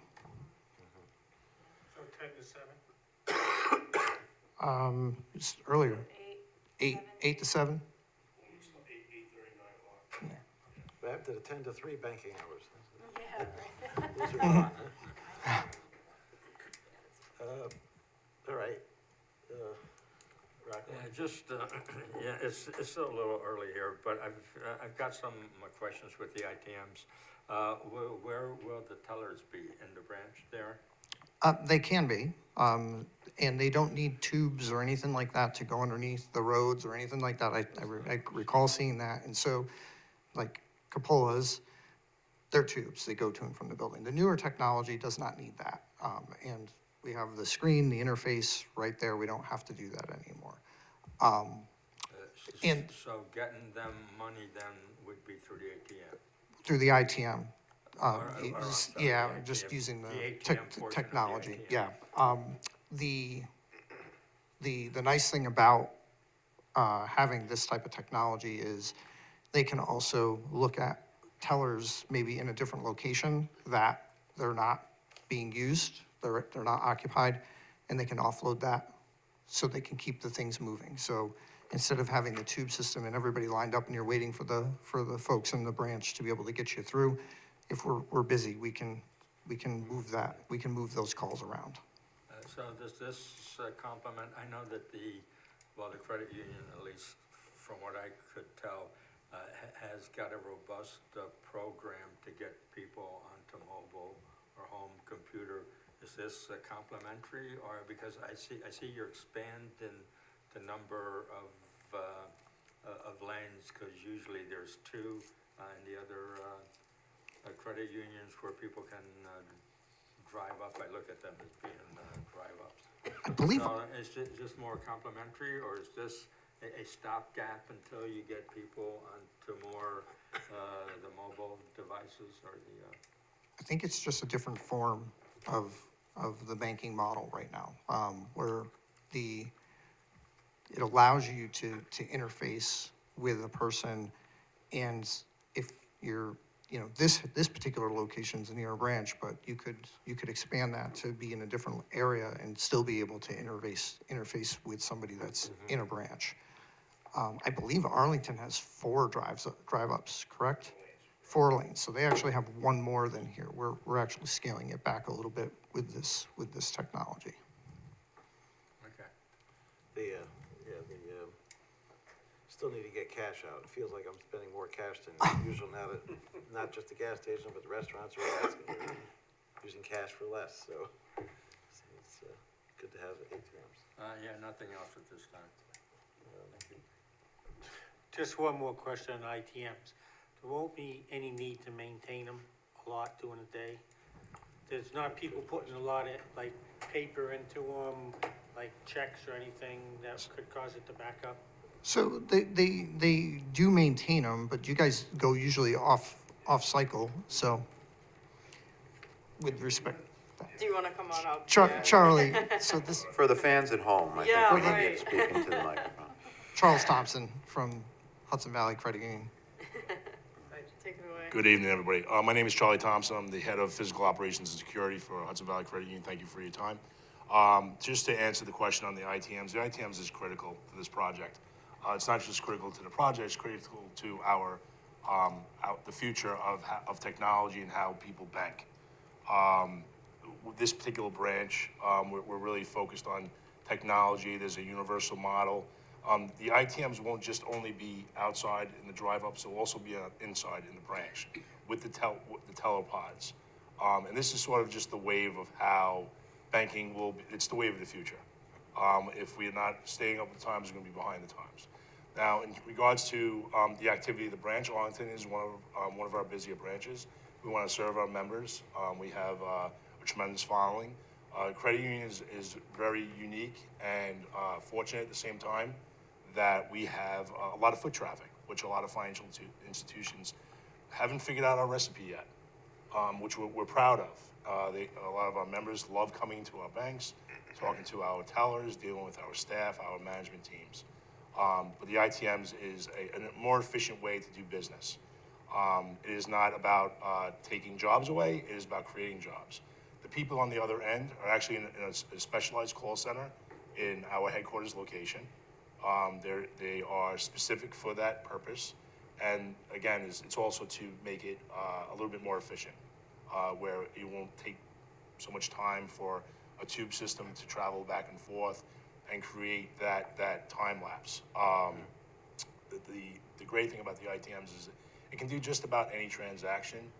I'm not the professional on this one, but other than like a notary or something like that, where you have to be in person, we can do most transactions at the actual ITM. It's fantastic technology.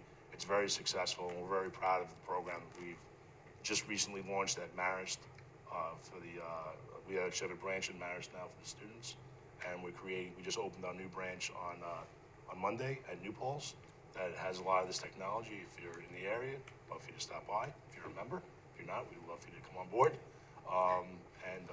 So it's exciting. It is critical to this project, especially for Arlington being as popular of a branch in the area as it is. We also think that the redevelopment of this particular site, we love our buildings.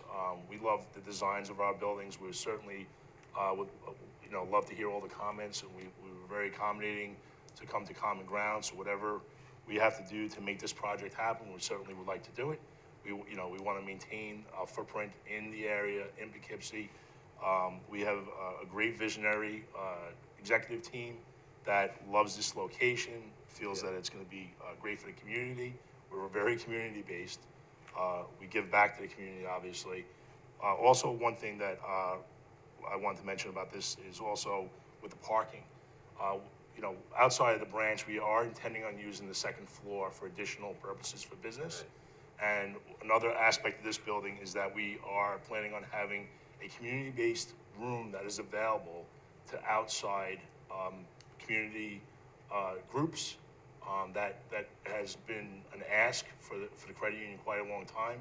We haven't been able to accommodate that, but now we are with this space. And that also is part of the parking needs as well. Okay. So that just generates another question for me. Do you have any history on how long a transaction takes at an ITM versus an ATM? And let me explain my concern. This whole side here, if there's any backing up, because now it's a different process, you're sharing the space with Popeyes, but it's also gonna be tough getting access from Main Street. My concern is if you're doing different types of transaction at an ITM versus an ATM, is the wait gonna be longer? Is that factored into this? I actually think it's gonna be more efficient. I don't, it's a new program for the credit union. We just recently launched it, like I said, at Marist, and now at New Paltz, just starting on Monday. The idea is the efficiency. I think a majority of the transactions that you typically do at an ATM will still continue. It will be quicker, it'll be more efficient if you need that extra help. Again, not having that drive-up tube system, eliminating that will speed up the process. I don't think it's gonna add any extra time. The extra, and again, it's also inside the branch itself. And as we have a lot of foot traffic in the credit union, we're expecting that to follow suit, that people will also be inside the branch as well. So I think it's, I don't know what the percentage is gonna be, if it's 50-50, I don't have access to that, but, you know, we're expecting it to be a very positive and efficiency. It's really about efficiency at the end of the day, and staying up with technology as well. Yeah, this location will be much more visible than off on Tucker Drive there. Absolutely, And, yes, yes. Good interaction Sure. from a pedestrian point of view on Main Street. Yep, No other questions, thank you. thank you, sir. Come a long ways since it's the IBM Poughkeepsie Employees Credit Union. Oh, really? Yeah, I don't really have a question, I just have a concern, and that's the traffic. I know that that area often gets gridlocked, you know, when you're coming down Taft Avenue, many times that's a very short street there between the signals, the traffic signals. And, you know, oftentimes even Main Street is blocked. And I think this is just gonna add to that. I understand the need for ITMs, I mean, what would a bank be today without an ITM or an ATM?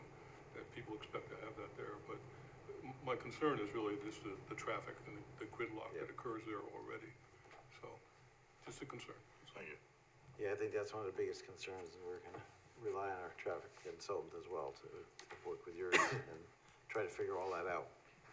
What's the best approach to minimize the impacts? Carl, could I just ask one quick follow-up? Yep. And that is for our consultant, JMC, to see if there is an industry standard, because Steve, I think, brings up a very, very good point. And that is is there an established wait time at an ITF versus an ATM? So if JMC could take a look at that, I think it would be very helpful. Sounds good. Yeah, we can review, we don't know of one right now, but we can review with the applicant's traffic consultant. Great, thank you. So I think everybody's hit on most of my comments. The only question I still had was so this building right now is a big wall there, so now it's gonna be at ground level, so it's gonna be very interactive with the street level for the. Oh, yeah, yes, Pedestrians coming you in know, and. really to bring the pedestrians to the intersection there, and it's basically gonna be with grade, not, you know, with the Yeah, right retaining now there's walls the and big- everything there's that you the see big there. stone wall there. Yeah. So that's all going flat down, that's good. All right, I wish you luck, and we can do a couple motions here. Okay. I move the planning board declare its intent to serve as lead agency to coordinate with the environmental review of the proposed project as an unlisted action and authorize the planning department circulation of a notice of said intent, a copy of the EAF, and a copy of the application to identified interested and involved agencies. Second. Have a motion for lead agency, all in favor? Aye. Opposed? Motion passes. I move the planning board defer action on this application and direct the applicant to respond to comments of the planning board and those received from town departments and agencies, including but not limited to the following 1 through 14. Second. Moved and seconded, all in favor? Aye. Opposed? Motion passes 6-0. Good to go, with lots of comments, and we'll. Thank you very much.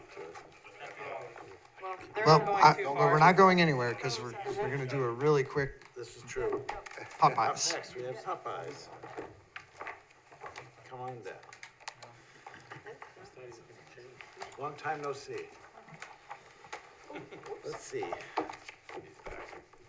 Do you- I think you basically. I can jump right in. Roger Keating, for the record, with Labella Associates Civil Site Engineer, representing the applicant for the property adjacent to the proposed Hudson Valley Credit Union project. Oh, no.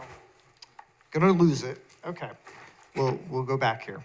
So, once again, we are proposing a shared access connection point for the Hudson Valley Credit Union site off of Main Street.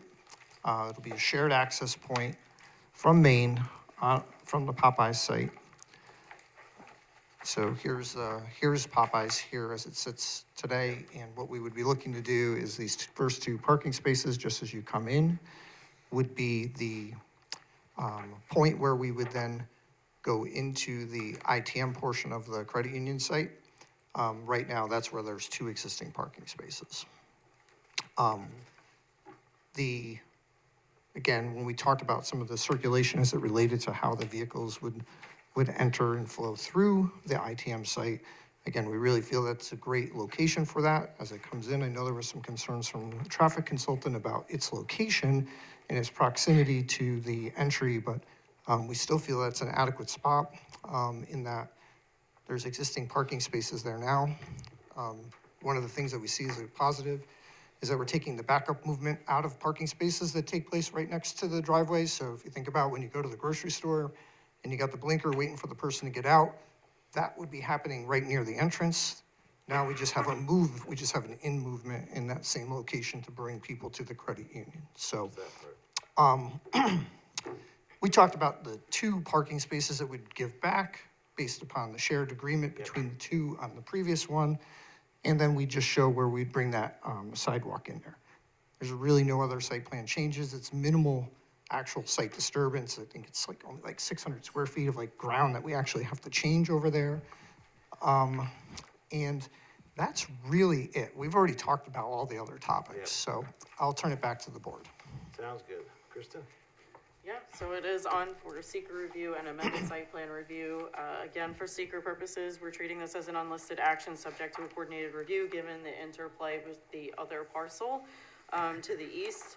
And so tonight, staff is recommending that the board would, adopt a seeker lead agency intent resolution and defer action with comments. I did have several amended site plan review related comments, just including an area and bulk table on the sheet, which I think you can probably pull from a prior plan, that's fine. Noting and we just want to make it documented, so we're not digging through like 10 years of history on the project file that this received a Main Street Drive-In Overlay District approval from the town board back in like 2016, I believe.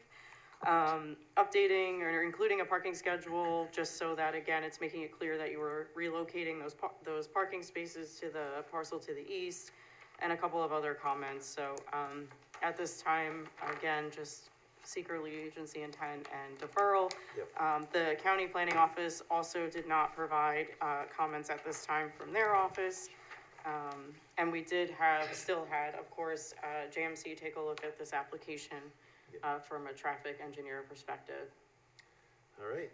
And we'll be circulating, so I'm sure we'll have plenty of time for the county to weigh in. All right, Bobby, anything further on this? I'll just make maybe one quick point. The one thing we noted, they're not proposing a curb line for the new entrance on the Popeye side, but so we just thought maybe take a look at some sort of barrier there to keep people from driving off the driveway into the landscaping. But yeah, and then we had a comment about parking bumpers and some construction details, but relatively minor. Great, thanks. And Kevin, we have your letter also.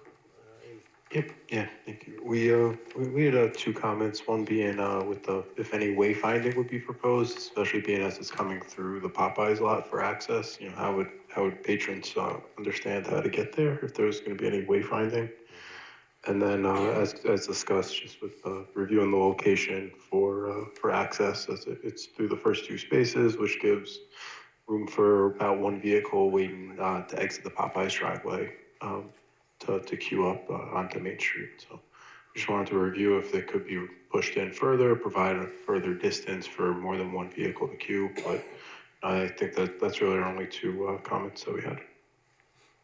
All right, and we could look at, I don't know how many, what percentage of Popeyes people come out on Main Street versus height, you know, it feels like they're coming in and out more there, but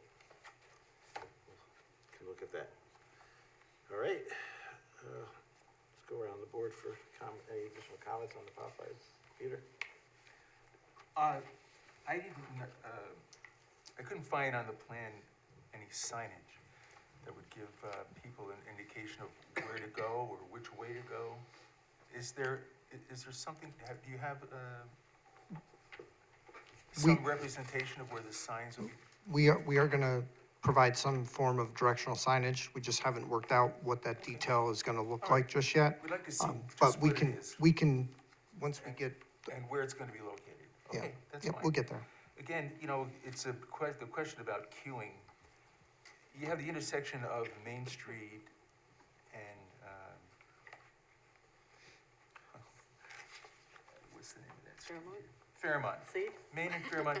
If you're going west on Main Street and you're going to make a left into the site Popeyes to gain access to the ITMs, if that traffic light turns green and you want to make a left-hand turn into the Popeyes site and there's a line of traffic there, the potential of backing up at that light, you know, I think could be concerning. So I would just ask, at this time, we don't have to, but I'm asking our consultant to take a look at that in terms of queuing from going west on Main Street into Popeyes, if they're beyond that traffic light, if that's gonna be a matter of concern. All right, Also, people exiting the Popeyes site, going north, again, if there's gonna be a queue there, is that gonna block people from gaining entrance to the ITF? ITM. So I'm asking our consultant to look at those questions regarding queuing at those areas. Thanks. thanks, Peter.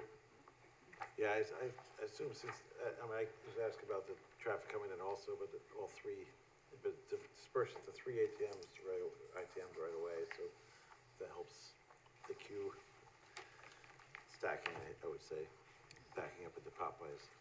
And I do think that this is where some of the metrics, even just generically on ATMs at prior other facilities or locations, historically, like what are the peak usage, you know, like time windows, and kind of overlaying that with the traffic that's in this area currently. I think that would be helpful. Yep. Particularly since they could be very popular. I think they hope so.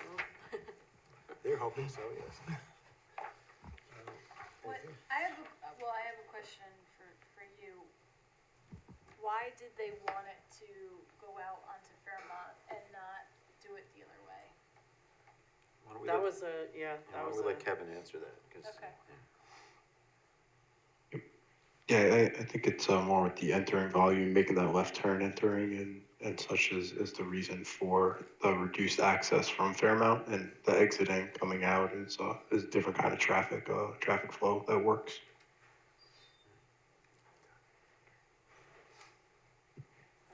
Just felt it worked better, I guess.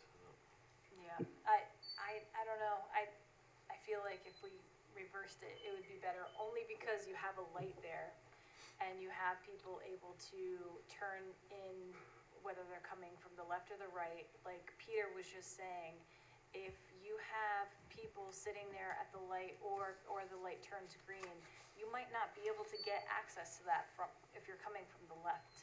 Obviously, if you're coming from the right, it would be on your right-hand side to turn right into, the Popeyes entrance there.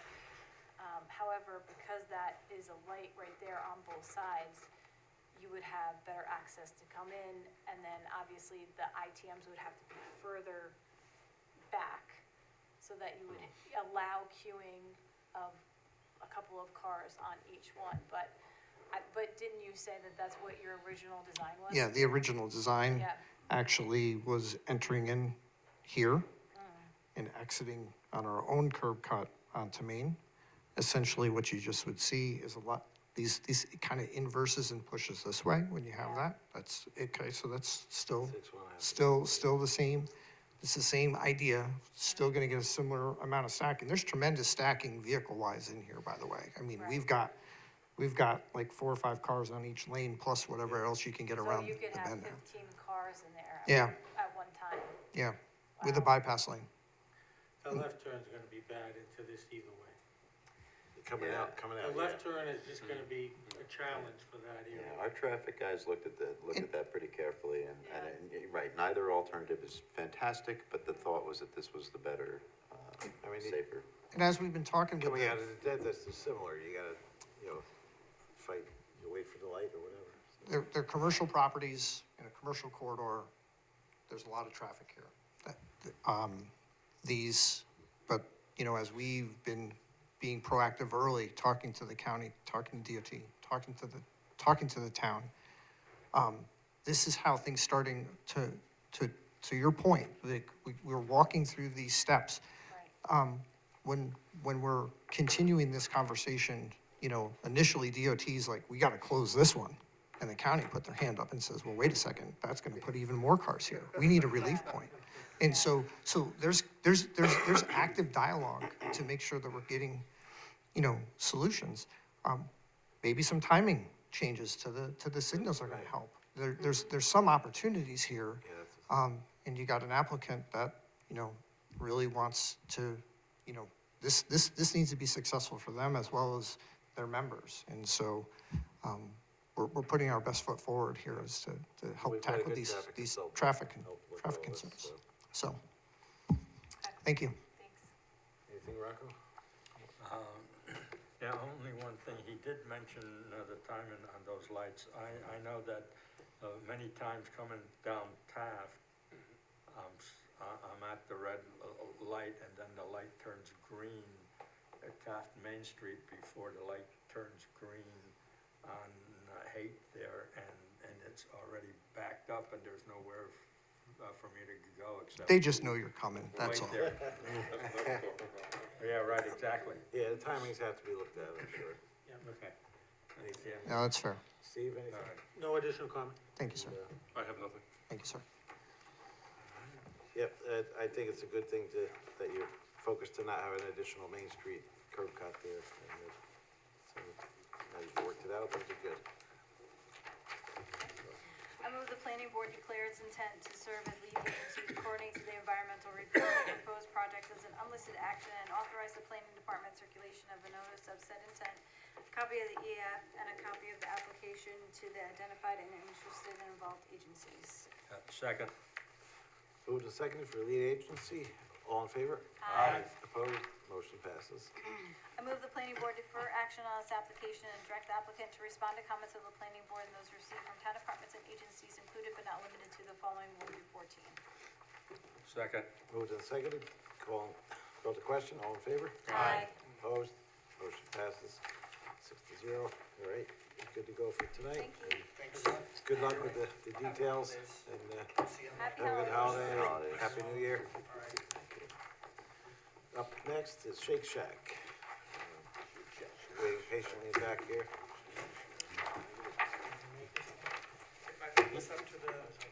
You gotta do, log into the Log into Zoom. the Zoom. Yeah, I'm sorry, I wish I'd, We used to just connect it up, but now that we have a shared meeting with Zoom, we have to do it that way, so that set up here and then I'll introduce myself. other people can see it.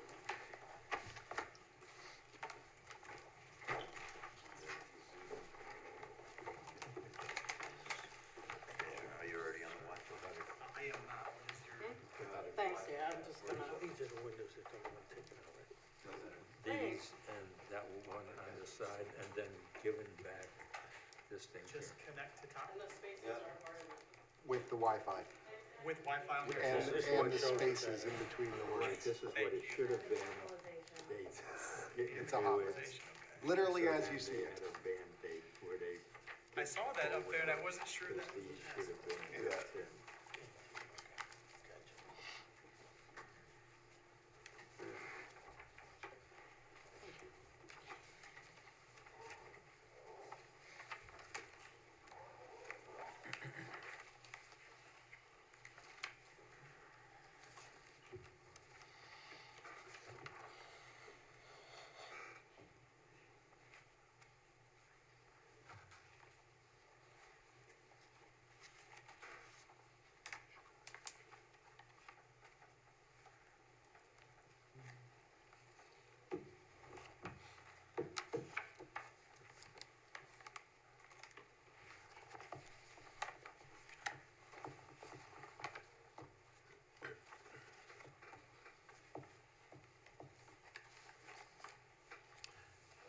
meantime, you wanna just do these, time extensions? Sure. Let me do that. Oh, that's a good idea. Yep. First up is, 1837 to 1839 South Road, time extension. I move the planning board grant 2 90-day time extensions for the 1837 to 1839 South Road application, moving the current approval expiration date from December 19, 2025 to June 17th, 2026. Second. Moved and seconded. Aye. All in favor? Aye. Opposed? Motion passes 6-0. Next up is 900 Dutchess Turnpike packaging. I move the planning board grant 2 90-day time extensions of amended site plan approval from December 19, 2025 forward to June 17, 2026. Second. Moved and seconded. All in favor? Aye. Opposed? Motion passes 6-0. Both of those.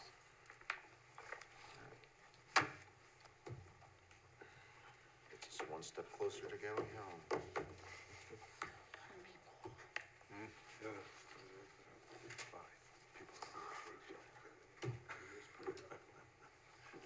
Start. It's going. It's logging in? It is logging in. It's taking Okay, us- good. Making progress.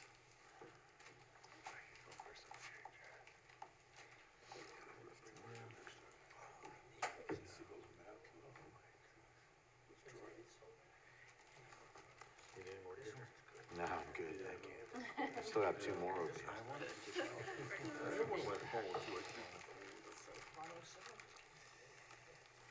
What, Eric? Another Eric? Sure, I'll take another king. Reese's are always good. Running on chocolate here. Yeah.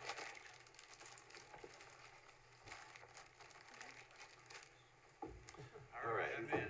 There we Apologies go. for that, everybody. No problem, we get it. All right, let's see, maybe I'll share my screen. First of all, I'm Mike Ziebert, I'm with DP3 Architects, representing Shake Shack. For tonight's meeting, we have a permit for the project, we're currently under construction for primarily an interior tenant upfit, and we're now coming back to ask for removal of some faux architectural elements from the exterior, as well as some mechanical roof screening improvements. I know you guys, I think you guys, most of you went out there on Tuesday for the site visit. The existing mechanical roof screening up there is chain link, so Yep. trying to update that a little bit, make it look a little bit nicer. Let me call up my screen here. I'm sorry, I'm a Teams guy. I don't usually use Zoom. Yeah, same here. Share. Teams is better. Whatever anybody uses is better. I mean, the original intent of the whole architectural palette was to have those as real features, and then they got Yeah, stamped on later. they got cut some corners when they built those buildings. So I understand what you're thinking. Hope you had it.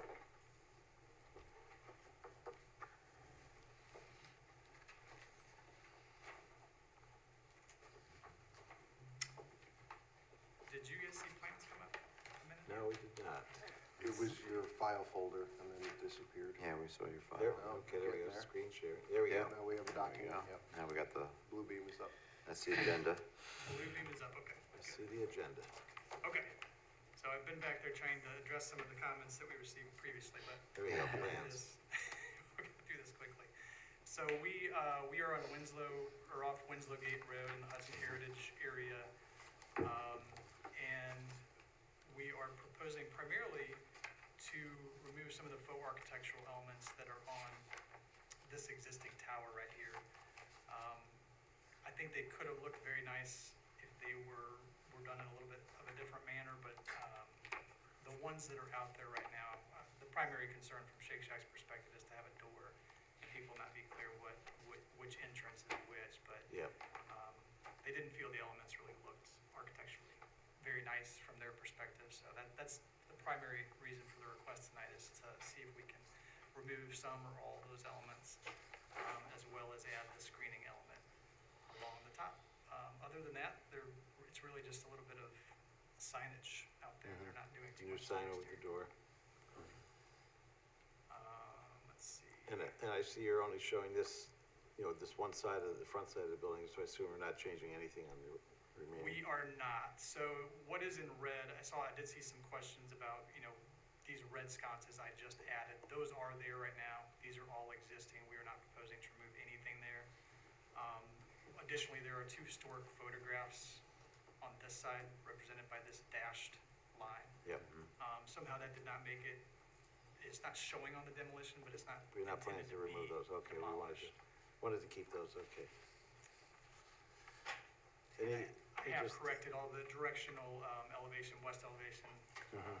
I think we had our cardinal north direction a little bit off there. Yeah, that happens more than you think. I'm sure it does. And then I've also gone over and started kind of overlaying the existing screening, existing mechanical rooftop units. If anyone wants to talk about that, as far as, and sight lines. I know there was a comment about incorporating some additional screening to screen this exhaust fan right here. Our hope is that we don't have to do it for a small unit like that. It's almost 28 feet back from the roof edge. Oh, that one, okay. So one of the things I was working on, if I scale this drawing, this is Winslow Gate Road out here to the right. And you can see the parapet roof line there, and then this is actually that unit. So Oh, okay. Yeah. obviously, every municipality is different. Some people, if it's above the parapet height, it has to be screened. Some people are willing to take a look at sight lines, and if you're not realistically gonna see it from the perspective of the grade, then screening's not necessarily required. So, interested in talking with you all All about right. that. Okay. All right, thanks for presenting. Eric, do you have anything? Sure. This is on for architectural review only. There's no proposed site plan changes. Mike gave you the summary. The proposed change, I guess the only element here is that the aspect to consider is that the original architectural approval, which I provided to you in your packets, was approved consistent with the Hudson Heritage Design Guidelines. The design guidelines were also provided to you. The execution of them originally was, as Mike mentioned, not terribly good. So the approved, accepted result was not quite what was intended, but that's what's there. So it's really planning board discretion to allow their removal or to keep them or some combination thereof. We did get comments late in from the Historic Preservation Commission as you wanted. They were okay with removal of faux elements. They did ask that about keeping or not keeping on the building, but keeping for future usage by the owner, the metal lattice framework on the north side of the tower that's proposed for removal from the window there. And they also pointed out that the rooftop, there's an element on the rooftop that's not shown. Well, what's yeah, gonna it's in the happen there. picture, it's in the picture. And they there, also yeah. noted that, they also requested that the historic photos on the south side of the building remain. And that dovetails with one of my comments where, because the elevations showed just some dotted lines there, and it wasn't clear what was existing or changing on the south side of the Which building. which you Facing said, CVS. you said they'll keep those photos. Yeah. It's those two elements Yeah. right there. Right. So to keep or to remove or some combination is up to the planning board. Yeah, I'm glad the Historic Commission weighed in, because she was critical in the whole site here. And my 2 cents looking at it was the entire street has got all the sconces. So I'd hate to remove any of the sconces. I'd like to see those remain. But I'm good with removing the faux other features. Keep the finial on the peak of the roof there. And as she requested, that's a historic Yes. grate there, that we can put that aside for future use on another building in the development. Shake Shack's agreeable to all of those comments. That finial, it will absolutely stay, and they're okay with leaving the wall sconces on Okay. the side as well. Does Just want to make sure when that grate gets removed off the building, that doesn't get thrown away. So that's- Well, I'll have to double check with the landlord on that. I'm not sure they even know that's there, but, we'll see if they can give that back to Because us. that's the real features from the historic buildings. This was purchased by somebody different than the person who originally developed it, so I'm not sure Yeah. that they are That they even know. 100% in on the history of it. And keep it in Eric's office for a while. Is that grate, I mean, the grate is actually, not as, to me anyway, to my eye, isn't nearly as big a deal as, or offensive, as the faux windows and wanna- door. if you wanna I leave kinda that, like perhaps. the grate is a, piece of the historic building. I guess maybe see if they'd be amenable to keeping that on there. I think that would be fine. I also think it makes sense to have that center between the sconces. It Sconces, kind of right. gives a reason for Yeah, the that's, So if they the- wanna that's keep the- that there, that's that the would be better nice, solution. right? Yeah. But so it doesn't get lost somewhere in Right. somebody's office and But thrown if they out. do need to remove it, then we need to make sure it gets saved. It would be a lot easier for all concerned just to leave it. Just delete it, Yeah. yes, right. Yeah, if they're amenable to leaving it, so I understand the faux windows and doors Yeah. don't look as good. Sure. I think they would absolutely agree to leave the last. Okay, if that's what then you- let's go with that way then. And, any other comments from board members? I've got a quick comment. When you were those faux items put over a brick, is there a brick behind those faux items? I believe there is brick there, yeah. Okay, so because, now, since it's been there for about a year and a half, 2 years now? No, more than Maybe? that. Oh, longer than that? So might there be any fading between the current exposed brick and what's behind the faux thing? And can anything be done about that? I wouldn't, if it was paint, I would say yes. Brick, I think it would be okay. They're absolutely gonna have to clean it, and make it blend with the rest of the brick. They don't want it to look like a, Yeah, you don't Right, want well, it to that's look like what it's I still there. was concerned about. I mean, it's a varied colored, it's not just one Yeah, I consistent know color, so there's it red and helps. black and That might help hide the, mitigate a lot of things. yeah, that might help hide it, that's a good point. But I was curious about the fact that, once you remove that, the outline might still be there, so what Yeah. have you really accomplished? we'll have to discuss that a little bit more with the GC. There's probably some mechanical attachments there, with the foam and the ephes that was up there. Hopefully it's just adhered with glue, but there would definitely be some cleaning and hopefully minor repairs that won't be very noticeable. Yeah, Okay. that's, That's a good point, Rocco, but, they can deal with that. Well, I think they can, And it also but, depends on the exposure, I don't know, if it's like an east exposure. It's Eastern. Okay, then it's much less risk than if it were west. right. So I think it should be okay, and they'll address it. we'll It's see a how, good point. it works out. All right, Isn't Yeah, most of that's, that brick I mean, that was my reused only brick comment. anyway? What's that? Isn't most of the brick recycled from the site? Some of it is, I don't remember if this brick might not be actually. they did a mix, yeah, so there's lots of spare brick, let's put it that way. And you're gonna keep the finial on top? Yes, they were not planning on, you know what, I don't even see the. well, Just that's didn't, Right, that's why just they didn't appear in one of asked. the renderings, so. We originally modeled the building from this photograph. We didn't realize those elements were there. So yes, the finial will stay, if it's on there right now. All right. At this point, I move that we grant conditional amended architecture review approval for Shake Shack Hudson Heritage, subject to the following comments as modified by the planning board discussions tonight.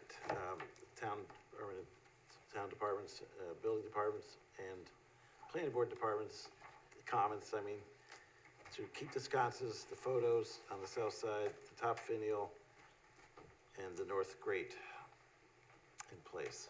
Remove the faux features only. Second. Moved and seconded, all in favor? Aye. Opposed? Motion passes 6-0. And you're good to go. And if they really object to the grate for some reason, then, as we said, we wanna I don't think that keep it it. will. We'll keep it. Is there anything to discuss on the rooftop mechanical? No, I don't think so, because that looks like an improvement to us. Yes. If the board's okay, then I'd be happy to work with the applicant. Right now, on the making sure chain link, that the chain link fence up there is not. If that item is not visible, there's no point in extending the Right. screening. Yeah, I think that's fine. Okay, excellent, thank you. Thank you.